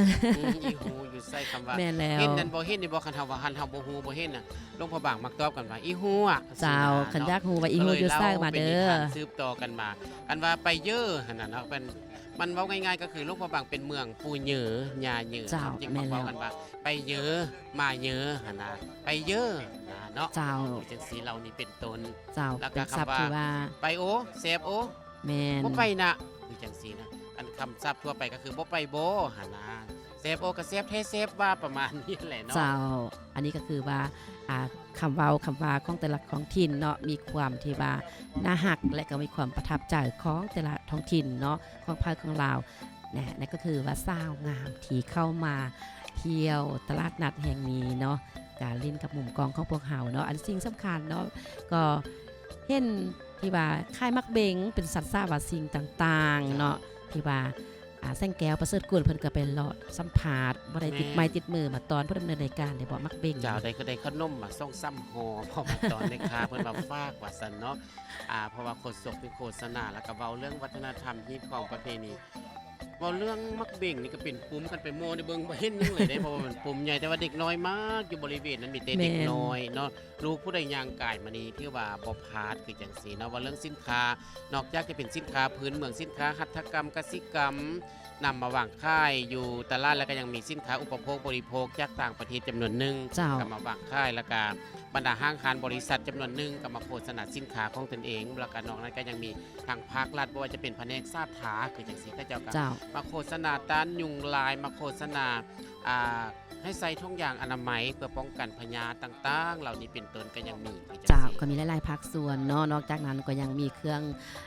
ข้องปลาที่หายากเนาะที่ เจ้า นำมาวางขายนะมื้อนี้ถ้าพอกับมื้อนี้อาหารการกินเนาะผลิตภัณฑ์ต่างๆนี่ถือว่าหลายและอุดม จ้ะ สมบูรณ์กันเลยนครพบาลของพวกเฮาก็ถือว่ายังคงที่ว่ารักษาใดทางด้านสภาพแวดล้อมรักษาใดความอุดมสมบูรณ์ของภูผ้าป่าไม้สัตว์ซ่าว่าสิ่งเนาะก็ถือว่าเป็น จ้ะ ความภาคภูมิใจ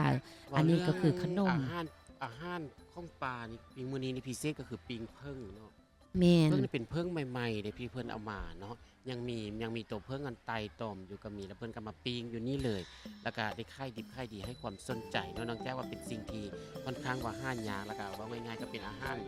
ที่ว่าราคากับบริทึกแล้วก็บ่แพงพอซื้อกินได้สั้นสูงแล้วก็สั้นต่ำเพราะเพิ่งมีเพิ่งห่างแล้วก็เพิ่งโกนนั่นเอง เจ้าก็ถือว่ายังแสดงถึงความอุดมสมบูรณ์ของ เจ้า ผู้ภาคป่าไม้สสาวาสิงกันอยู่เนาะเพราะว่าหลวงพระบางนี้มาเที่ยวบุญกุศลสงกรานต์ปีใหม่ลาวเดือน5นี้จะเห็นเลยว่าแม่ค้านี่ขายบิงเพิ่งเนาะบิงเพิ่งนี่ก็ซื้อถึงว่าเดือน5นี้น้ำเพิ่งจะหวาน อันนี้ก็คือว่านกปีที่ว่าแม่ค้านำมาถ้าให้ไทยทอดซื้อ เจ้า ไปปล่อยเว้าง่ายๆเนาะแล้วนอกจากนั้นก็ยังมีโอ้ยข้าวล่ามข้าวกำทั้งในนี่ใส่เพือกใส่มะฝากตรงนี้เลยจันทีแซบเนาะ เบามาแล้วก็จาก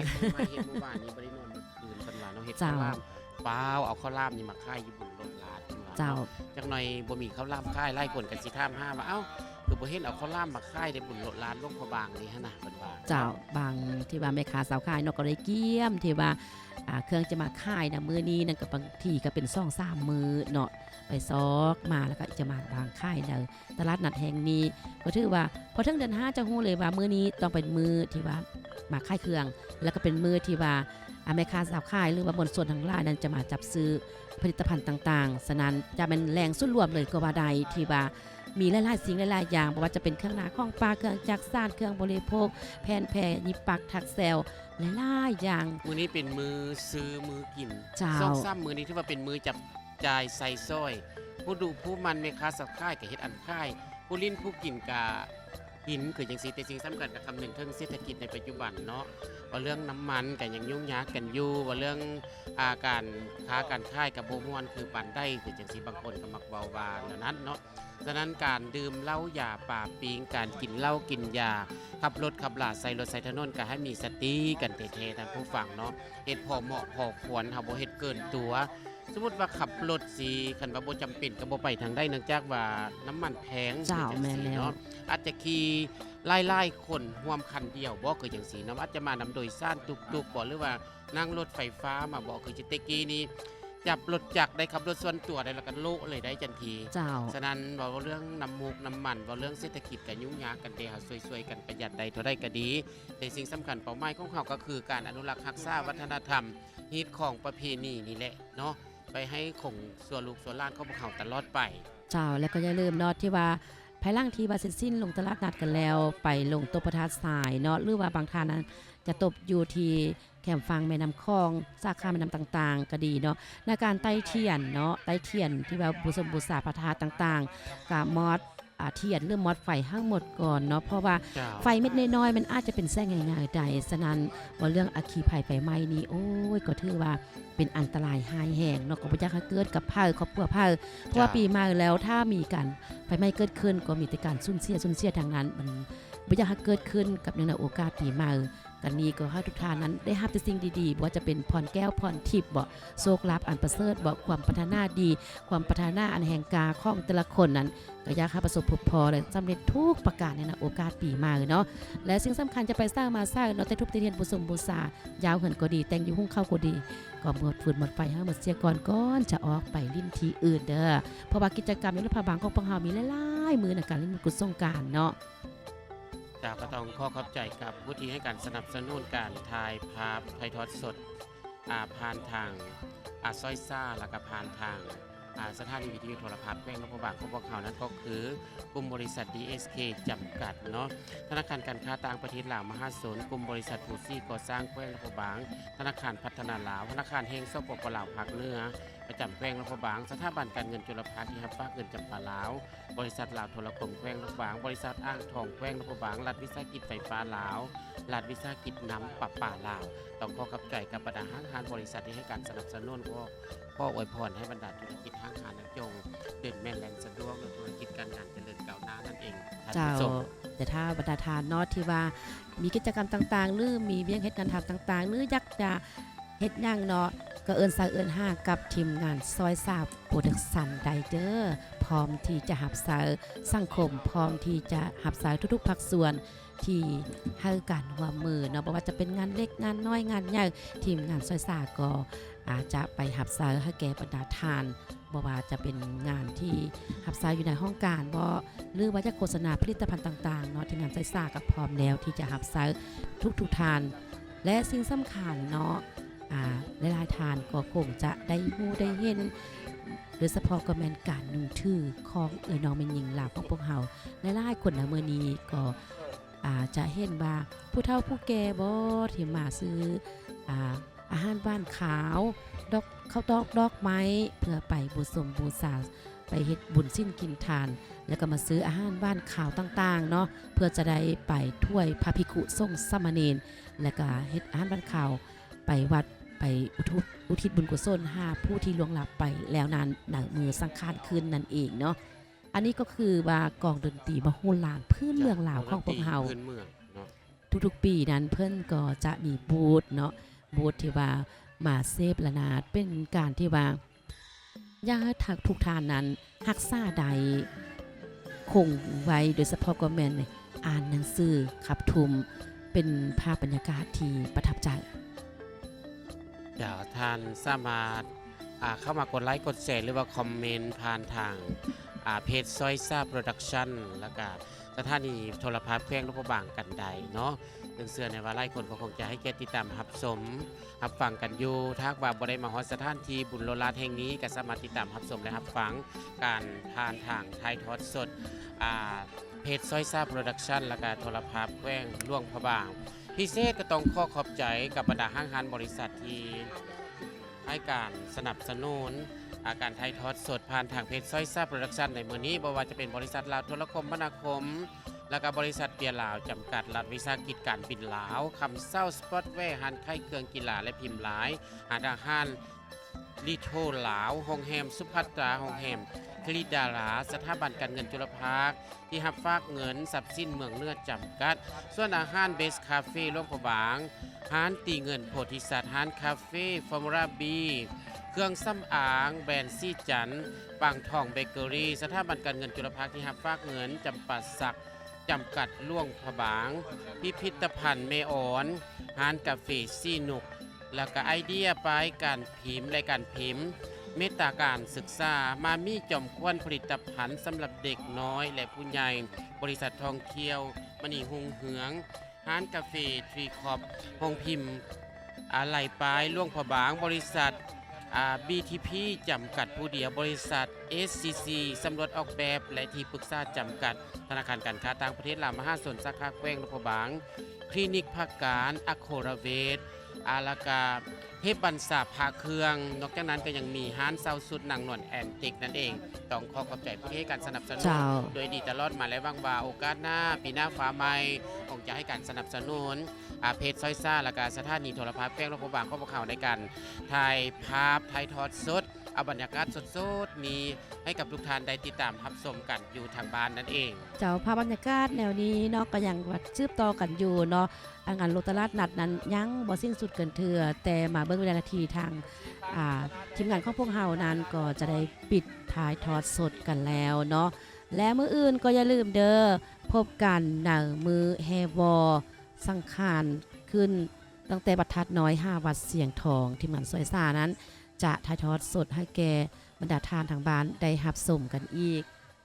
และสำหรับวันนี้ภาพบรรยากาศงานลงตลาดนัดแบบมนสนอยู่ที่นครหลวงพระบางหรือว่าโลลาดอยู่ที่นครหลวงพระบาง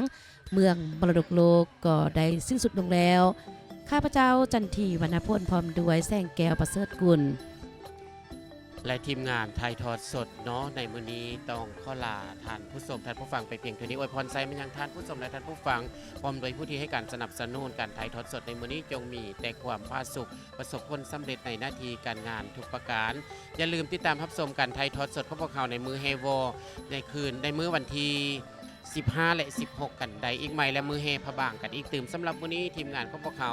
ต้องขอลาท่านผู้ชมไปเพียงเท่านี้พวกเขาทั้งสองคนขอกล่าวคำว่าสบายดี